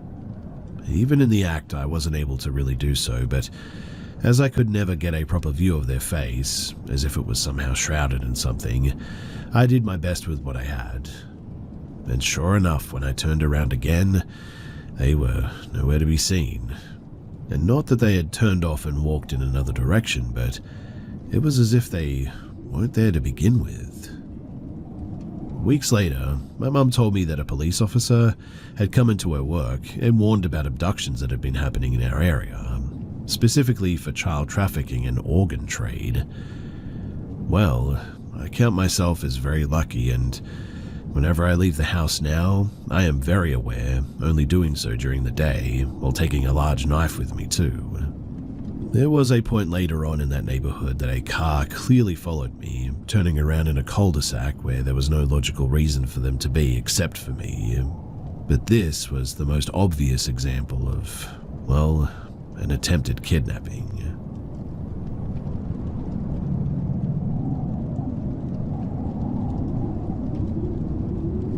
This is a bit of a long one, but I think about it once in a blue moon, and I wanted to share it somewhere so that it would be permanent. I thought others might be interested too, so I thought that I would tell it here. I always sensed a bit of, well, something, but this was my first real paranormal experience, I guess you could say. I was 16 to 17 at the time, and we moved into an old rundown house. I hated one section of the house in particular, including 2 bedrooms and a hallway, from the second that I stepped foot in there. But one of those bedrooms ended up being my room too. I absolutely hated that house. I constantly felt this presence that was so heavy, loud, dark, but not in the way that we typically feel, hear, or see things. That was the best way that I could describe it. It was almost like a physical thing that would follow me around, like I was aware of where it was at any given time. I could feel it coming, and it would always fill me with dread. I was terrified. I would try to go to sleep at night, and I could feel it moving towards me. It felt like it was crushing me, and it was so dense, and I couldn't move. Sleep paralysis every night. I would often just be sitting on the lounge, and I could feel it coming towards me. I felt like I was being preyed on. It would happen so constantly that I would stay at my nan and pa's house a lot, but it literally never happened to me unless I was in that house. Now, in a different house, my twins were around 3 years old at the time. They would talk about the man who supposedly sat in the sunroom and lived in the wall. They would point at one section of the wall in the hallway. They said that he was nice and protected them from the girl, and the girl freaked them out. Like, they would sprint back into the lounge room and say that they couldn't go anywhere because the girl was there. They described a little girl around 5 years old who had white skin, black hair, black eyes, cuts on her skin, wore undies, and would hiss at them with an angry face if they looked at her. The girl supposedly lived in my sister's cupboard, and they were too young to work it out at the time, but the back of my sister's cupboard was the same as the wall in the hallway where the man lived. They said that heaps of people lived in there, and we tried, but we could never find out much information about the house. Fast forward a few more years, another different old house. Hadn't experienced anything in that house until, well, stuff started happening out of nowhere. One of my twins, maybe 7 years old at the time I think, suddenly became terrified of going to bed. She refused to sleep with this one toy in her room, an old doll's pram that we had recently been given secondhand. She said that there was a black man with a tall hat who had pushed the pram back and forth in her room. The squeaking of the wheels was so loud that she had to block her ears, and he wanted her to look, but she would hide under her blanket, allegedly. And look, I know that this is going to sound bad, but I didn't really take it too seriously at the time, and just sort of kept brushing it off. At the same time, I had started having horrific nightmares, all of them about trying to protect my kids from being taken in weird places with lots of people around. They were so vivid and awful, I was constantly stressed and dreaded going to sleep. One night in the middle of the night, I'd woken up from one of those nightmares and I walked to the bathroom. I looked down the hallway and I swore that there was something at the end of it. Maybe a little bit insane, but I said, if there's something there, then please leave. And then the light switched on. I was beyond shocked. That was still to this day the most undeniable, cannot gaslight myself out of seeing that experience that I've ever had. I didn't put two and two together as well, until the other twins started talking about it too. I had asked her to brush her teeth one night, and she had walked into the bathroom, but then sprinted back and jumped on the bed. She said, "Mom, I know you're not going to believe this because it's not real, but it is," and then went on to explain the same top hat man who she said had been hanging around the house for a couple of weeks. She said that he followed her around and watched her while she was in her room or the bathroom. I asked if she had ever spoken to her twin about it, but she said no, so I called her in. The conversation that they had then was really creepy too, but fascinating to listen to. They were going back and forth describing the same experiences and agreeing with each other. I have no idea why they hadn't talked about it to each other until then, but everything kind of clicked into place then, and we were like, okay, this is weird. We need to sort this out.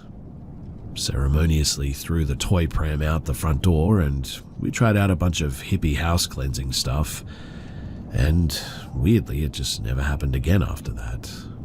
Now, you're probably not going to believe this, but we were in yet another old house afterward. Super straightforward experience here, but I kept feeling a light, white, feminine presence around me, like I would see a white, cloudy thing out of the corner of my eye sometimes. It didn't feel threatening, so I'd just carry on about my day. Happened pretty often in that house too. On the other hand, one of my twins refused to sleep in her initially designated bedroom because of what she called the fat lady. One of the first nights we lived there, she came bolting out of her room screaming because the fat lady supposedly stuck her head out of the wall above her and screamed in her face.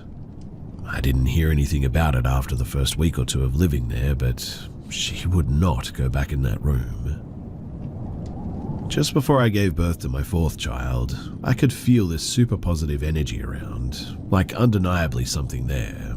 almost like a physical thing that I could see and feel as a light, airy thing. I didn't acknowledge it to anyone, I just felt it there, but one day my daughter walks into my room and we're chatting for a sec. I could feel this presence in the hallway at my door but didn't say anything. As my daughter walked out, she paused for a second in the doorway, turned around to me and went to say something, but I stopped her, told her to wait, and I quickly wrote down what I had just been seeing or feeling, then told her that she could start talking. And yeah, she goes on to ask if I've noticed the white shadowy thing hanging around. I showed her what I had written down, and that one was a pretty cool experience. I don't know why, but I was always certain that it was my partner's nan. I'd never met her, but something was telling me that. And this is our current experience and what has prompted me to dig all of this up and share it with you guys. My pa died in April of this year, and a few days after his funeral, my son's toys started turning on when I'd walk past his room. I brushed it off as it was nothing really significant enough for me to mention to my sister, but just so I had it in writing, I guess I wrote it down. I didn't acknowledge it to anyone else.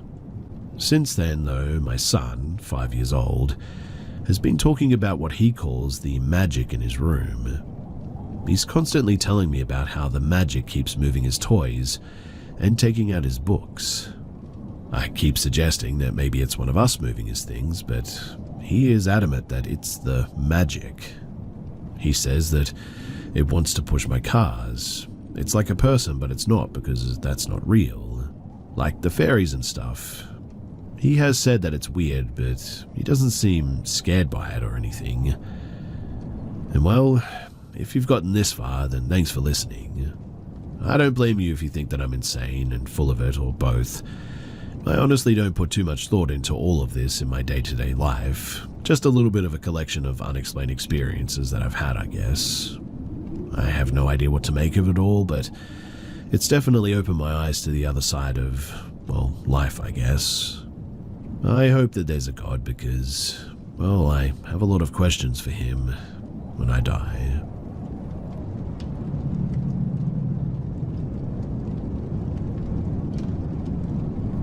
I get night terrors pretty often, well, ever since I was in a crib, really. Although, over the decades, I've learned to manage it, and I manage it with like anti-anxiety meds and SSRIs. Usually, I've chalked these up to being extremely realistic nightmares, or just night terrors. They have been really bad before, usually involving some kind of human or humanoid form staring at me, causing me to scream and bolt out of my bed, sometimes injuring myself too.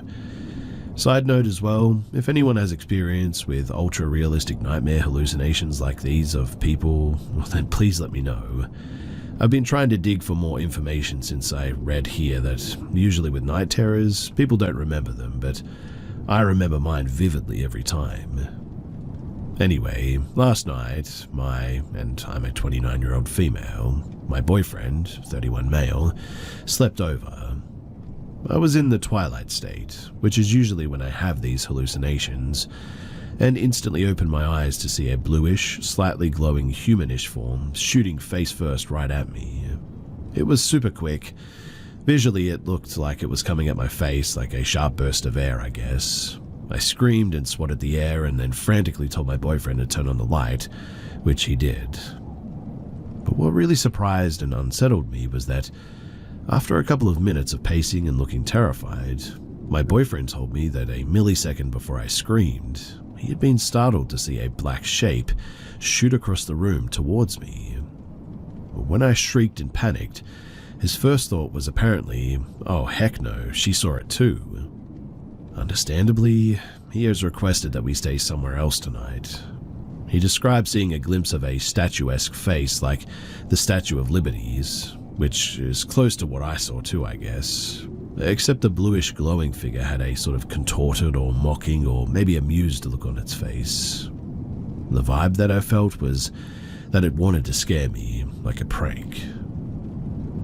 I guess I wanted to see too if anyone else here has experienced something similar or has advice on how to handle this. It is the first time that someone besides myself has seen one of my night terrors, and honestly, I'm just kind of stunned. I'm actually going to a spiritual shop later today, so if anyone has any recommendations on what to buy, I'd be grateful for that help.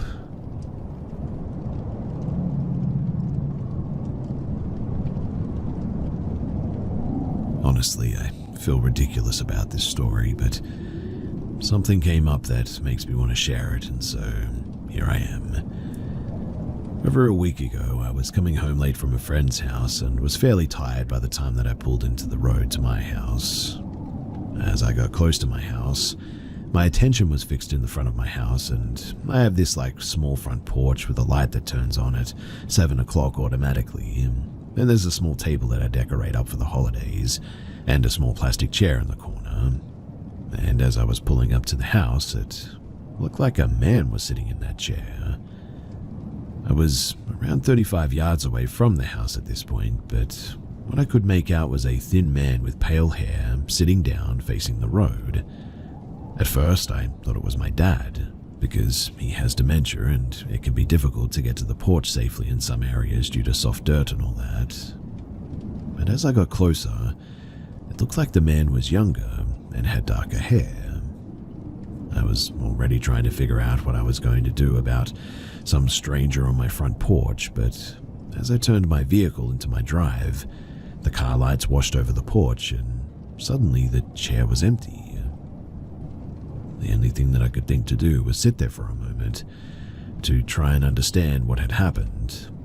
A part of me wanted to believe pareidolia and exhaustion hit to create what I saw. So I was shaky as I gathered my stuff up and ran inside, effectively smacking my foot against a wooden post that makes up my front porch cover and possibly breaking my toe, but that's another story. And I was telling myself that my brain made it up. The next day I was telling my mother about what happened. I live on my parents' property, so my mother can see my porch pretty easily. And she admitted that she had seen shadowy figures standing on my porch and had thought that a man was sitting on my porch a few weeks before this. And not only that, but she heard a man's voice at my door one evening when I was out. I'm single though, and so she thought that maybe it was one of my brothers or guy friends. She said though that nobody was there, and she heard him talking when she had barely taken a few steps inside of my home. I didn't know what to make of any of that, but last night I saw the man again. I had moved the chair out of the corner, still thinking that I had seen things, and my mind was on spring rolls and some TV when I got home late last night from work, so when I pulled up to my driveway and I saw the man sitting there, I made sure to turn my lights off before pulling in this time. And this time, I know that I saw him. A thin man with a thin face, greyish-brown hair, and wearing a burgundy shirt. He was sitting there again, staring at the road. I sat in my car staring at him for almost a minute, and then turned my lights on and, like before, he disappeared. But this time, I could see him disappear. There was nothing behind him that could have caused any of this because my house has an off-white paneling. So now I have no choice but to believe my mother's encounters, which is troubling to say the least. I already know that my house is haunted, but I've never seen a male spirit before now, and it certainly makes me a little bit uneasy.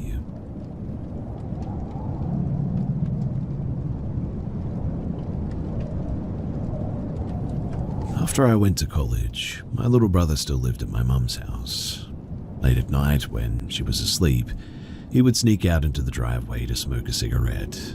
He did this a lot, and one night he was out a little later than normal, around 3 a.m. Now, right across from my mum's house lived an older couple who traveled a lot, and on this night they weren't home. They had a big backyard with a lot of mature trees, shrubbery, and outbuildings like a chicken coop and a couple of old sheds. And as my brother was sitting out there, he heard a scream come from their backyard area. It sounded like a man yelling like "ah" as if in pain, very guttural and primal but muffled and distant. My brother was petrified. The screaming continued for a few moments and then stopped. He said that he had this horrible feeling though, like he was terrified of it, instead of worried for whoever it was. So he went back inside and tried to forget about it. Well, a couple of weeks later he was back out again at around 3 in the morning, and at the exact same time as before, he heard the screams again. It sounded the exact same as before, and again he was absolutely terrified. Several weeks later, the woman who lived in that house was taking a walk while my brother was outside. She stopped to say hi, and my brother decided to tell her about the screaming. She chuckled and said yes. When they moved into that house years ago, apparently the children who had lived there before them, they had told them that the backyard shed was allegedly haunted. And that is pretty creepy. This is the closest that I've gotten to having my own ghost story, and, well, I figured that I'd share it.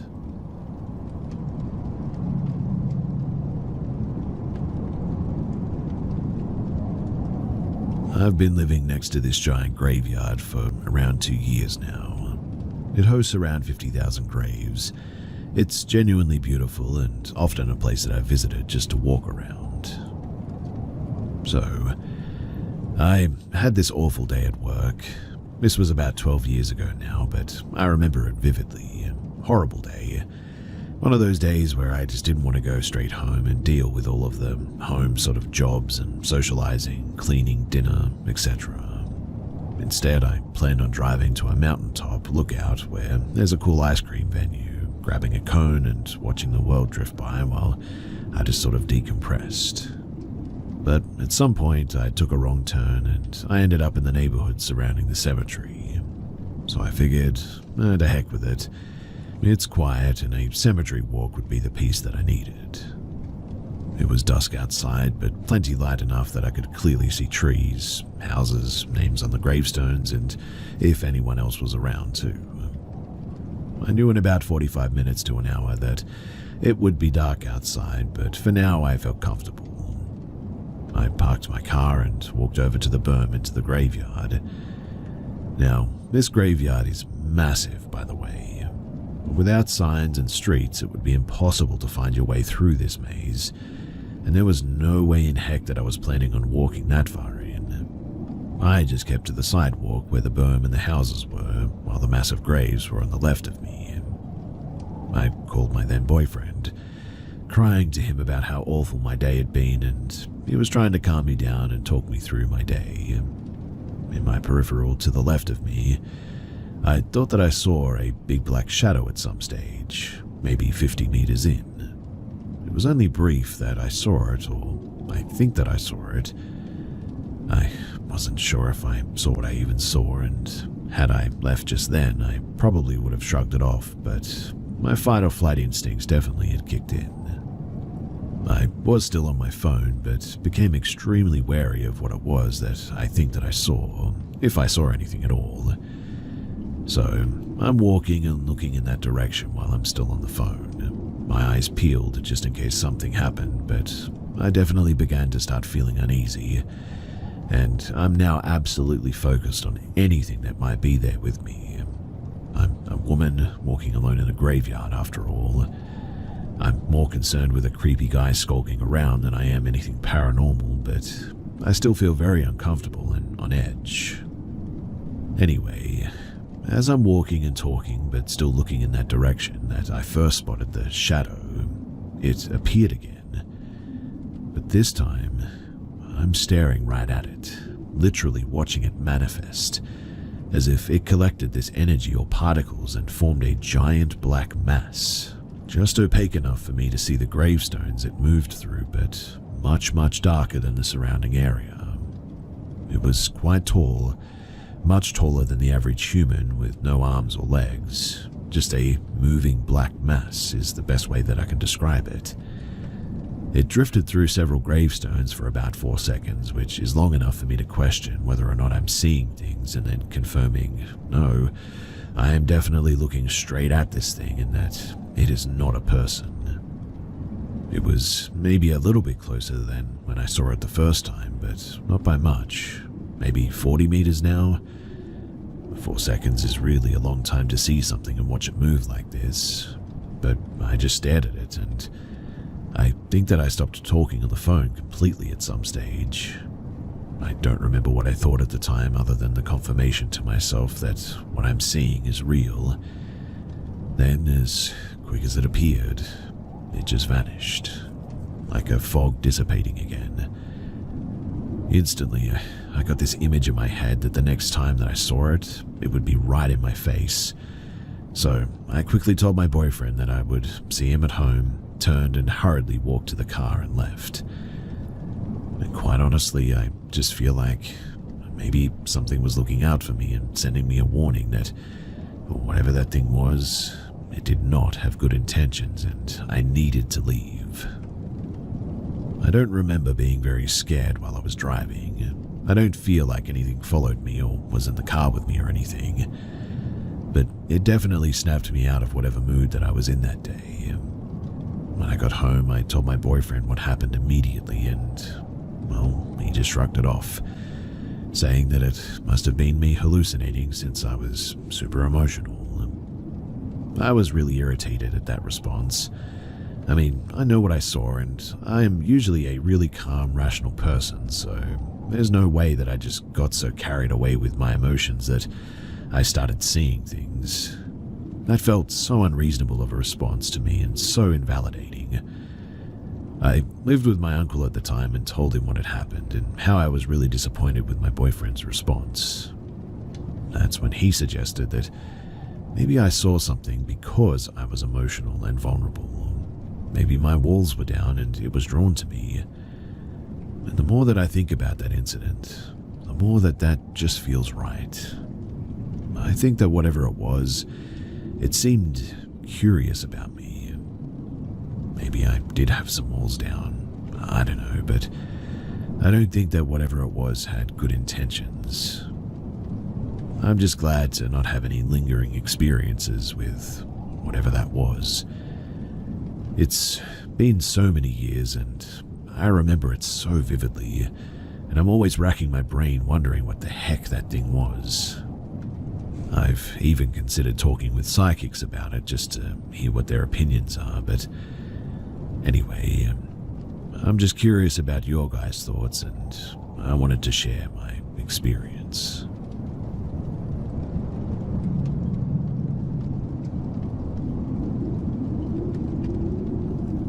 A few years back, I lived in Berkshire County, Massachusetts, named for the Berkshire Mountain Range. The Berkshires are actually a sub-range of the northern Appalachian Mountains, and I assume if you spend any time in paranormal spaces like here, then you know that weird stuff happens in the Appalachians. I guess that I'd figured since I was so far north that I was safe from the usual abbey haunts, safe to whistle at night or walk the woods alone and all that, or to not close my curtains after dark at the very least. I really think now that I was wrong. Now, it was either late summer or early fall of 2020, and my fiancé and I were leaving the tiny suburb where we lived to go to a nearby bigger city for cheaper groceries. In order to get there, we had a 20 to 30 minute drive, the first leg of which was through a heavily wooded hilly area. It must have been around, 6 or 7 during the evening, still bright out and well lit, though visibility was poor because everything is lush, green bushes and trees there. But we were driving up a hill road with a couple of houses, both sides of the street, full to bursting with plant life. The green was super dense and impossible to see into. It was warm, so we were driving with the windows down, and as we got to the top of the hill, we heard what I can only describe as a strange noise. My partner and I both grew up surrounded by woods and wildlife, so we know deer when we hear them. Some people who are unfamiliar with deer might think that they're serene and totally silent, but when deer want to be loud, they can make some really haunting sounds, especially if it's a male calling long distance. It's a long, booming sort of honk, like a war horn almost. Think in the family of a bagpipe, but with the edge that clearly marks it as an animal instead of mechanical. Anyway, we recognized it as a deer, but it sounded wounded. The honk was sort of distressed and wobbled at the end, like the deer was losing strength. Unfortunately, people speed in the area, and it wasn't unbelievable that some idiot had hit a deer and drove off without calling animal control or helping in any way. We couldn't see any skid marks, blood, or a body on the road. So I asked my fiancée to pull over into someone's driveway so that I could check the dense foliage on the sides of the road.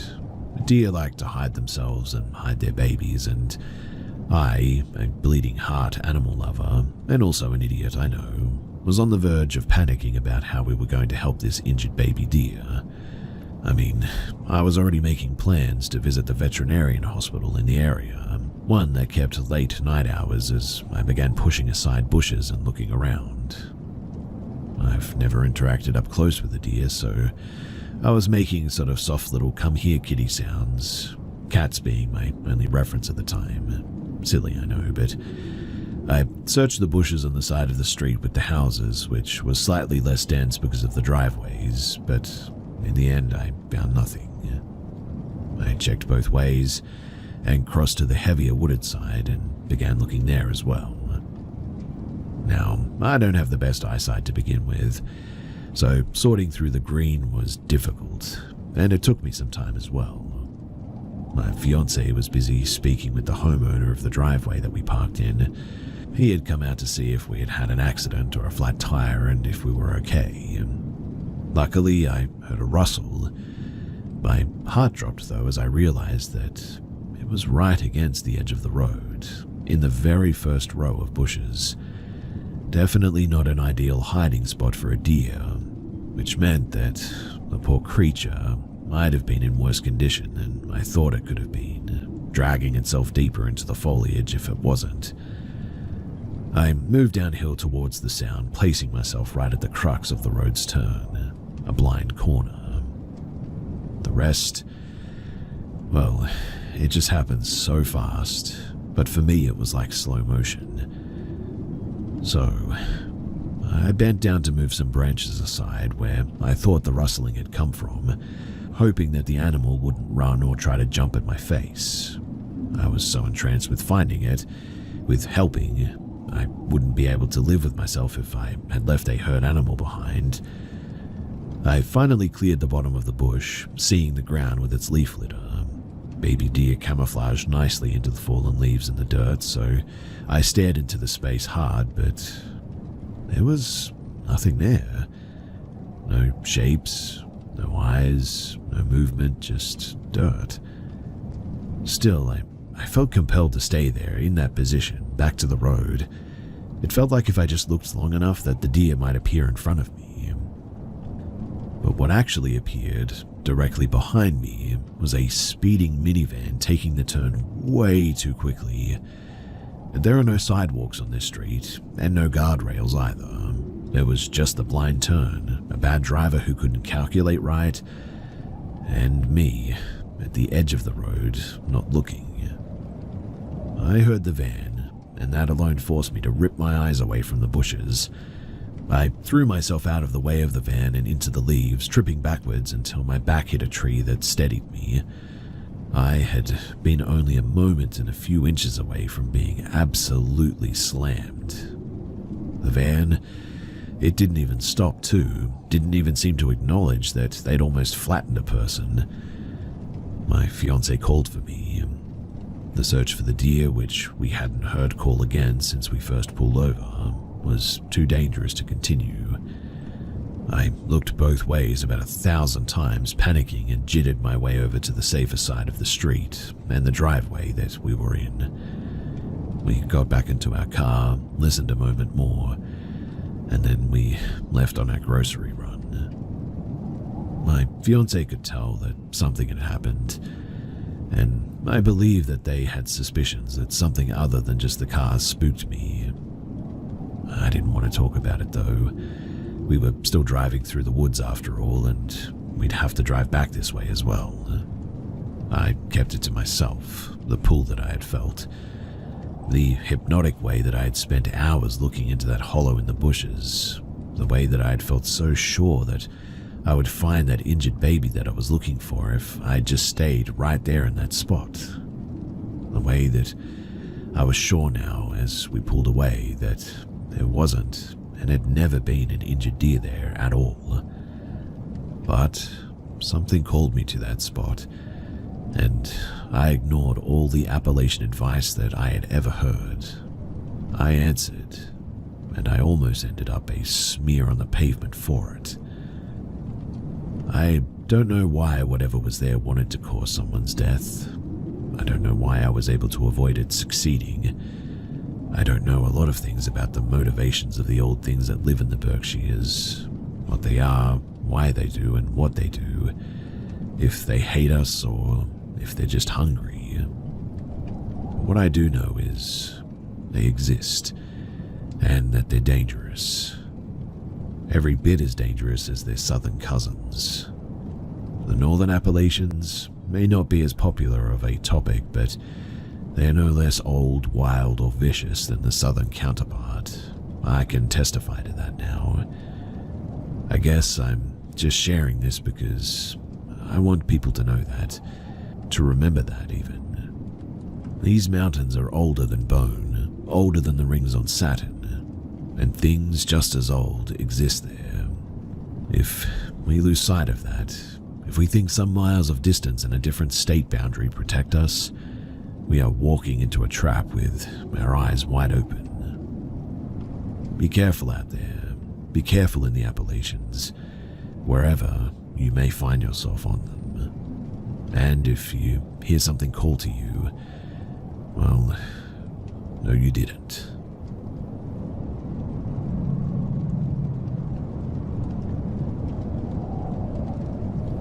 This happened around 2010 when I was a kid living in northern Florida.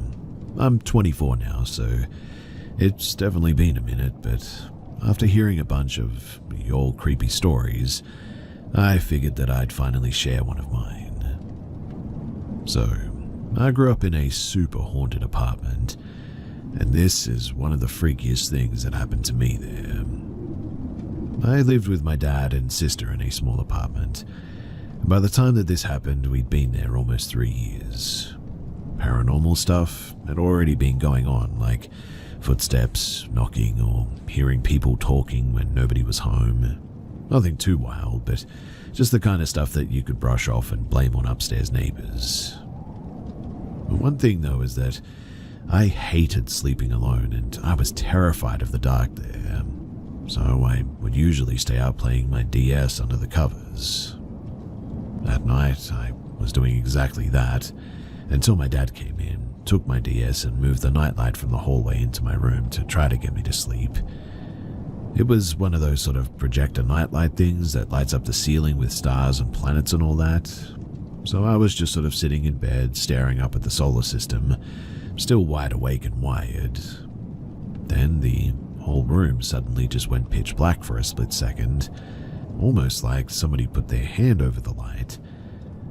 Right after that, too, I saw what looked like the shadow of a man's hand slowly pull away from the projector, like I could actually see fingers moving and curling back in a fist before pulling its wrist back.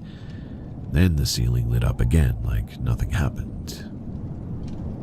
I just sat there frozen, like, did that really just happen? And then, a minute or two after, I saw a black shadow mass dart across the ceiling, blocking the light again for a split second before the room was illuminated again. Well, that was enough for me. I threw the blanket over my head, pressed myself against the headboard, and tried not to move. A few minutes passed, and then I heard and felt 2 loud bangs on the right wall next to my head, like someone full-on punched it, hard. The whole wall and the headboard shook, in fact. I didn't even think. I just ran down the hall to my sister's room, dove under her blanket, and stayed there until morning.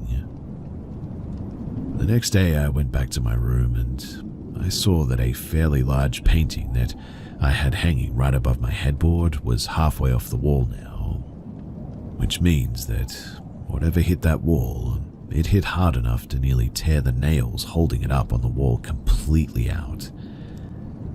Well, I literally slept with my sister for 2 weeks after that, and have slept with a lamp on until my adulthood after this.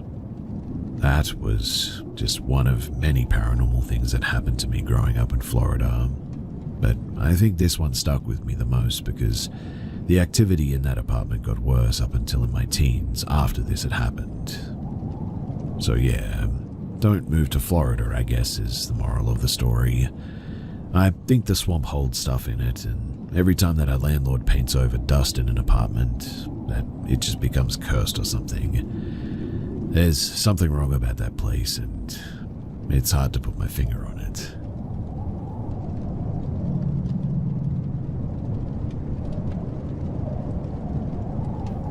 Back in 1985, I was in the middle of a very nasty divorce from my first wife. Things had gone horribly sideways, and even spilled over into my job.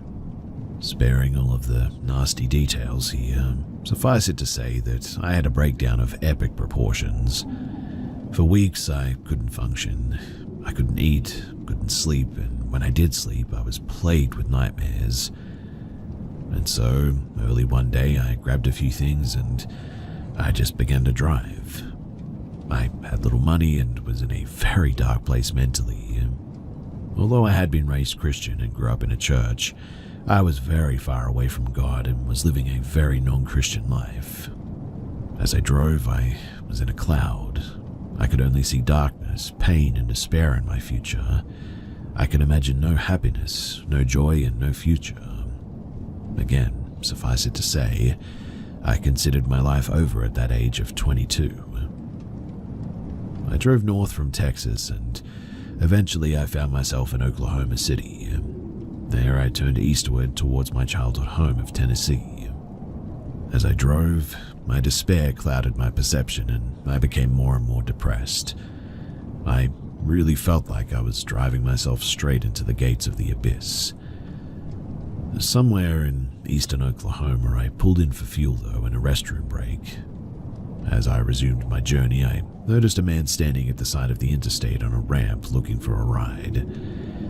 He was dressed rather peculiarly for the weather at the time, wearing a long old West-style rain slicker and ivy cap, sometimes known as a flat cap or a duckbill cap as well. One reason that I noticed him was because, in my mind, his appearance bore a striking resemblance to the gyro captain from The Road Warrior with Mel Gibson that had come out a few years earlier.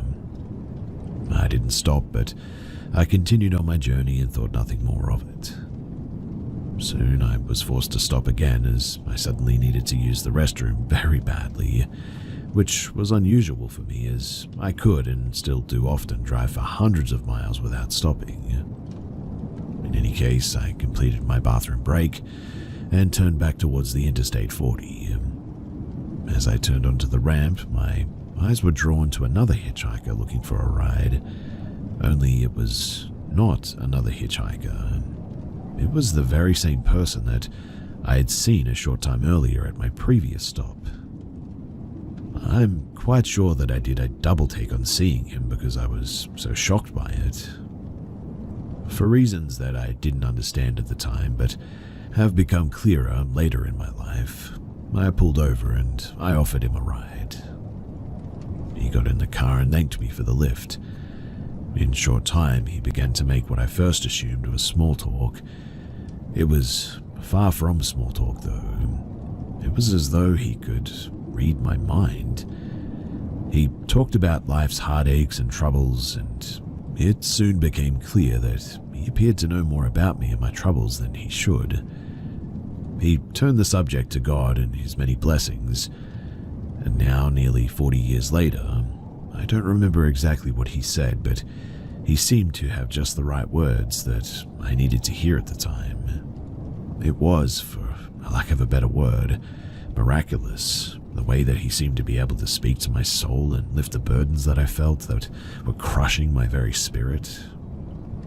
he rode with me for the rest of the afternoon, and by the time that we were approaching Little Rock, Arkansas, I felt like a new person. He promised me that everything would work out. He said that I was just beginning on a new journey, and he assured me that there were good things in store for me in the future. It was late in the day as we entered Little Rock, and I decided to get a motel for the night.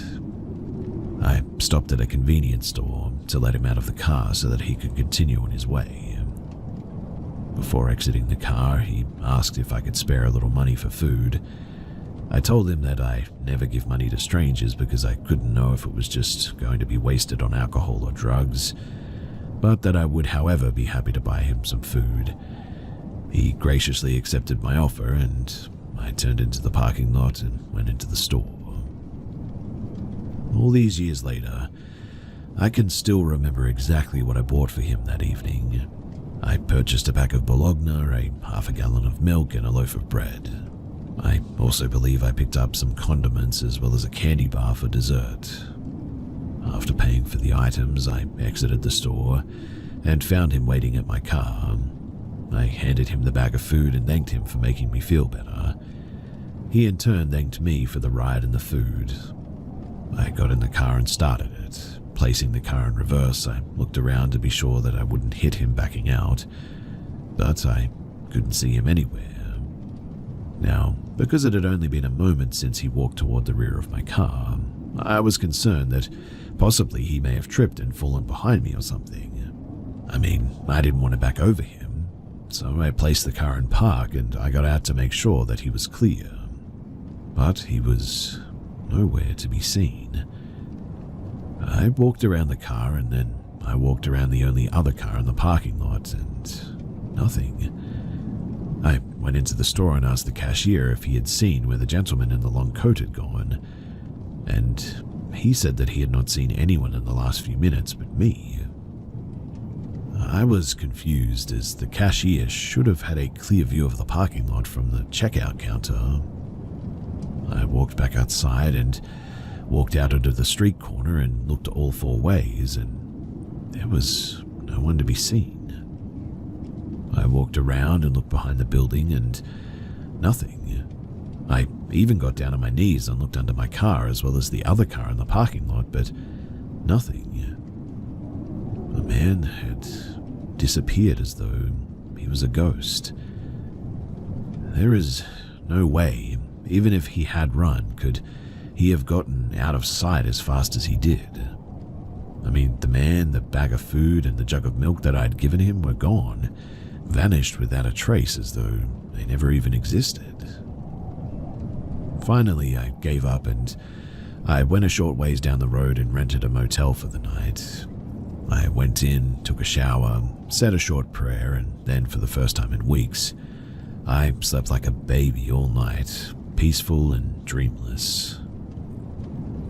Now, the next morning, I awoke feeling refreshed and reinvigorated. The mental clouds were now gone, the burden was lifted, and I felt like a completely new man. I continued my journey eastward with a new zest for life. Eventually, I traveled to Michigan and then to Florida, where I met a woman slightly older than myself. After the divorce from my first wife was final, we were married and we were together for 34 years until she finally passed. Which means that man was right. Everything did work out. My wife and I had a really good life, in fact. There were difficulties, and at times the road was sometimes rocky, but the good far outweighed the bad. And now I am convinced that that man that rode with me all those years ago, that he was an angel or something like that. Often I have looked back on that dark day and wondered where I would be today if it were not for that man's intervention. Seeing what I was going through and, well, where I was heading, I fully believe that I would have been in prison or even dead had he not been standing on the side of the road that day. It really humbles me and makes me wonder what God saw in me that he would send me an angel like that. Since that day, I have often thought about Hebrews 13:2. Do not forget to show hospitality to strangers, for by doing so, some people have shown hospitality to angels without even knowing it. I know many will not believe me. I get it. My story, or my conclusion even. And that really is your prerogative and totally fine. However, I will always thank God for the angel that was sent my way that day, back in 1985. Because without him, I shudder to think where I might be.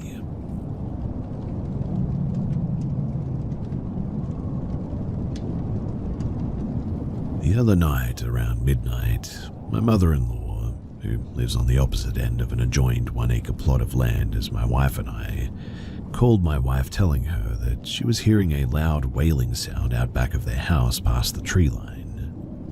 We live in the mountains at the base of a forest. My wife got my attention and told me to come to the window, where we listened for about 10 minutes. And there was a very loud feminine wailing coming from the woods. It was something like the sound of a fox or a coyote makes, but each wail was much longer, louder, and way more human. I have since looked up every wild animal in my area, and have yet to match the sound that I heard to one of them. Right around the time that I thought to record the sound, though, it stopped. I've listened to the recording a few times to see if maybe I could get a glimpse of the sounds that it was making, but I don't think that I caught it. In the recording, though, my mother-in-law talks about how when she first heard the sound, she turned the back porch on and walked outside. She has 2 German shepherds, and they will bark at just about anything, and they spend the majority of their time outside laying in the yard anyway. But weirdly, neither of them made a sound, or did either of them want to go outside with her that day. She said that she went outside and clapped her hands to try and scare whatever it was away. After a little bit, she saw what she said was a small grey cat, looking to be about domestic size. It walked up to the far side of the creek that separates the backyard from the woods, but it didn't move any closer and then proceeded to go back up the hill into the woods. She said that it felt like it was trying to lead her somewhere. She, being an animal lover like my wife, said that she was worried that there was an animal trapped or hurt, and like some video from the dodo, she was going to go into the woods and find some helpless animal to nurse back to health. Being of sound mind, though, she called us to tell us this and say that she was afraid to go out there by herself, and asked if I would be willing to bring a gun to protect us, in case there was a coyote or something else once we got up there. At the sound of gun and woods and afraid, I was all ears, so I grabbed my plate carrier, a couple of knives, my pistol, shotgun, my Milwaukee chest-mounted bar light, and a small hand torch.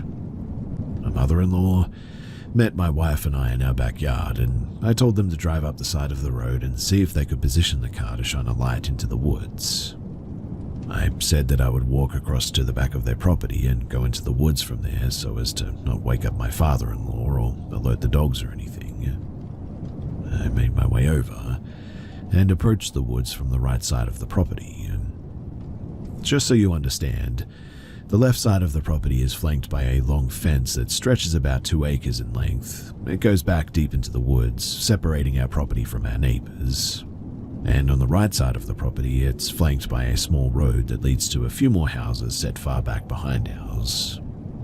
I walked over a small bridge that covers the stream separating the backyard from the woods, and walked diagonally toward the fence line. Now, as soon as I stepped foot into the woods, I spotted something reflective just in front of the fence.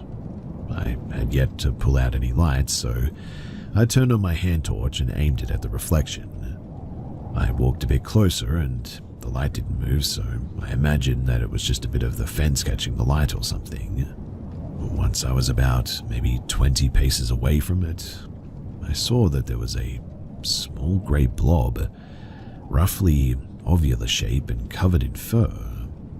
My first and only thought was raccoon because in that split second it added up, but I then panned my flashlight to the right about 10 feet away, and it landed squarely on a set of eyes. What I had seen before just had been this raccoon, but what I saw after that was something else completely.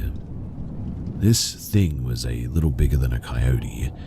It had grey fur, and honestly, I cannot recall if it had a tail or ears or anything else, but it was both canine and feline in characteristics, leaning more toward canine in appearance. It stared into the light at me for a few moments, and then started walking slowly deeper into the woods. Now, as far as I know, coyotes and foxes alike would be out of there as soon as they even smelt me or hear me take one step into the woods. Stranger still, this thing was not 10 feet away from this raccoon, and they seemed to be perfectly content. I swapped the light back to the raccoon as it moved behind a large pile of rocks towards the fence. I thought that it must have been a burrow or something, so I panned back toward the creature, and it had now moved really far away, deeper into the woods. I cannot recall actually seeing it move or anything though, and it was just there and then it was miles away. I cannot recall seeing its rear end as well. I just sort of looked up into the woods towards a crest at the top of the hill and saw its eyes again staring at me. I'm not one to just waltz through the woods in the middle of the night. In fact, if I was asked to go into the woods at night, armed the way that I was, I probably would have been freaked out, even if there wasn't anything out there.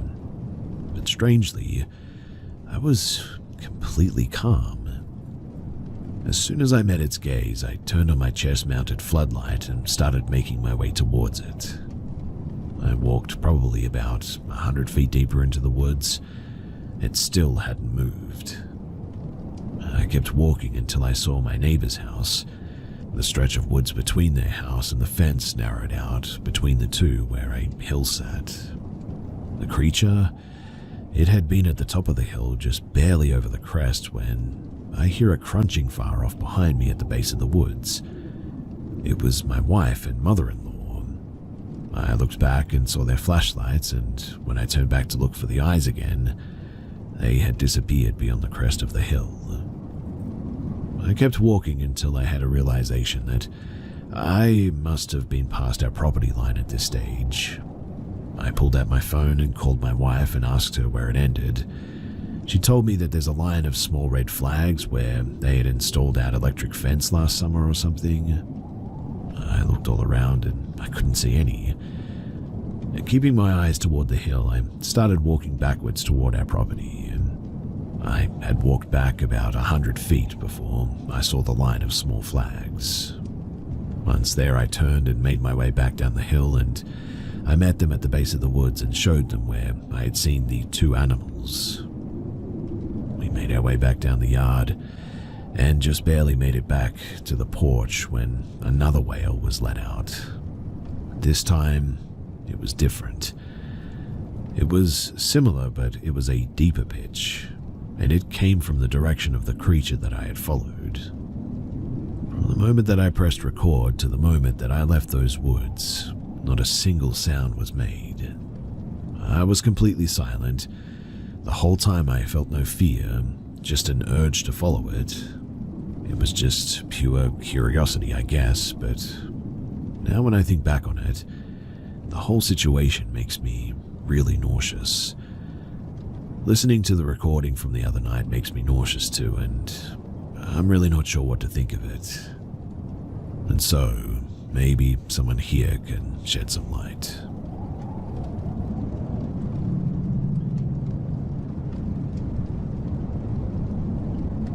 My experience began 2 years ago, during a visit to my hometown in Bangladesh. It was certainly not the first time that I had encountered something strange there. Back in 2008, I had heard footsteps echoing outside the house at night, yet when I had looked, there had been no one there. But that was nothing compared to what I would face this time. The nights in Bangladesh are heavy with heat, thick and suffocating. To survive the stifling air, we leave the doors and the windows open, praying for even the faintest breeze. Iron barriers protect the openings, so even with everything wide open, no one can just slip inside or anything. I've always been a light sleeper, and that night I shared a bed with my little niece while my mother and aunt slept on the floor nearby. It was deep into the night, a black and airless hour. The phone was dead and there was no clock in the room, but I awoke to the faint clattering sound of a can skittering across the ground outside. I froze, my senses sharpening. I waited, heart pounding, until the sound stopped. Relieved, I let my body sink back into sleep.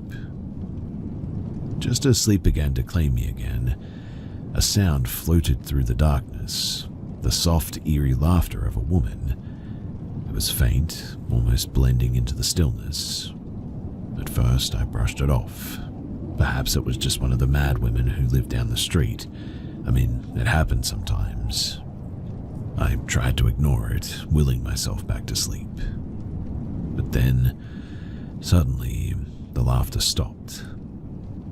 A heartbeat later, a scream shattered through the night, so sharp and close that it sounded as if it had been unleashed right outside of our barrier. I shot upright in bed, my blood running cold. I squinted into the darkness beyond the door and the window, but the world outside was an impenetrable black void. The screaming ceased, and the laughter returned. Only now it was no longer distant. It was just outside, right there, laughing as if it already knew that we were listening. But it made no sense. Our driveway is long, winding from the road to the house. Even sprinting, it would have taken someone minutes to reach the gate. And yet, somehow, she was there already, laughing and waiting. I sat frozen in terror, terrified that my niece might wake and see whatever horror was lurking out there. Moving carefully, I slid out of bed and shook my mother awake. She opened her eyes, and I could see immediately that she had heard it too. Together, we roused my aunt, a woman whose fearlessness was legendary in our family. Without a moment's hesitation, my aunt seized a torch and moved to the barrier. She shone the light into the night, sweeping it across the yard. The laughter stopped at once. There was no one there.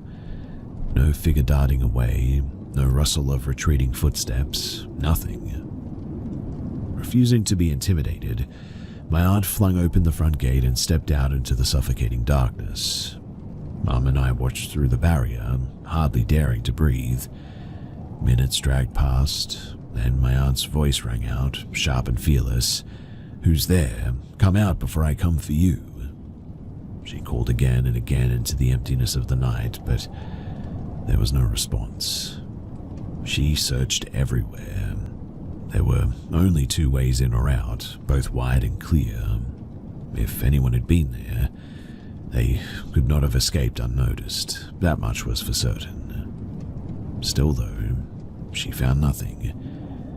She locked the gate behind her and returned to us. And just as she reached the door, the laughter exploded again, louder, crueler, and right outside once again. We stared at one another in shock, hearts thundering in our chests. It was impossible. My aunt had just searched every corner of the yard. No one had entered, no one had left, and yet the sound was closer than ever. Panic finally seized us. We rushed to wake my brothers and uncles, hammering on their doors. They stumbled out, grabbing torches and sticks, and surged into the night. They unlocked the gate, ready to confront whatever it was. The moment that the gate opened, the laughter stopped. The night seemed to press in on us, thick and unbreathable. They scoured that yard, the porch, the rooftop, searching every shadow, but there was nothing. No footprints, no movement, no sign that anyone had been there at all. Eventually, they returned, telling us to go back to sleep. They offered hollow reassurances about coyotes or wind tricks, but their faces were pale and drawn. I could see the truth in their eyes. They were as shaken as we were. The next morning, no one spoke of it. In fact, they acted as if nothing had happened. But the silence between them said otherwise.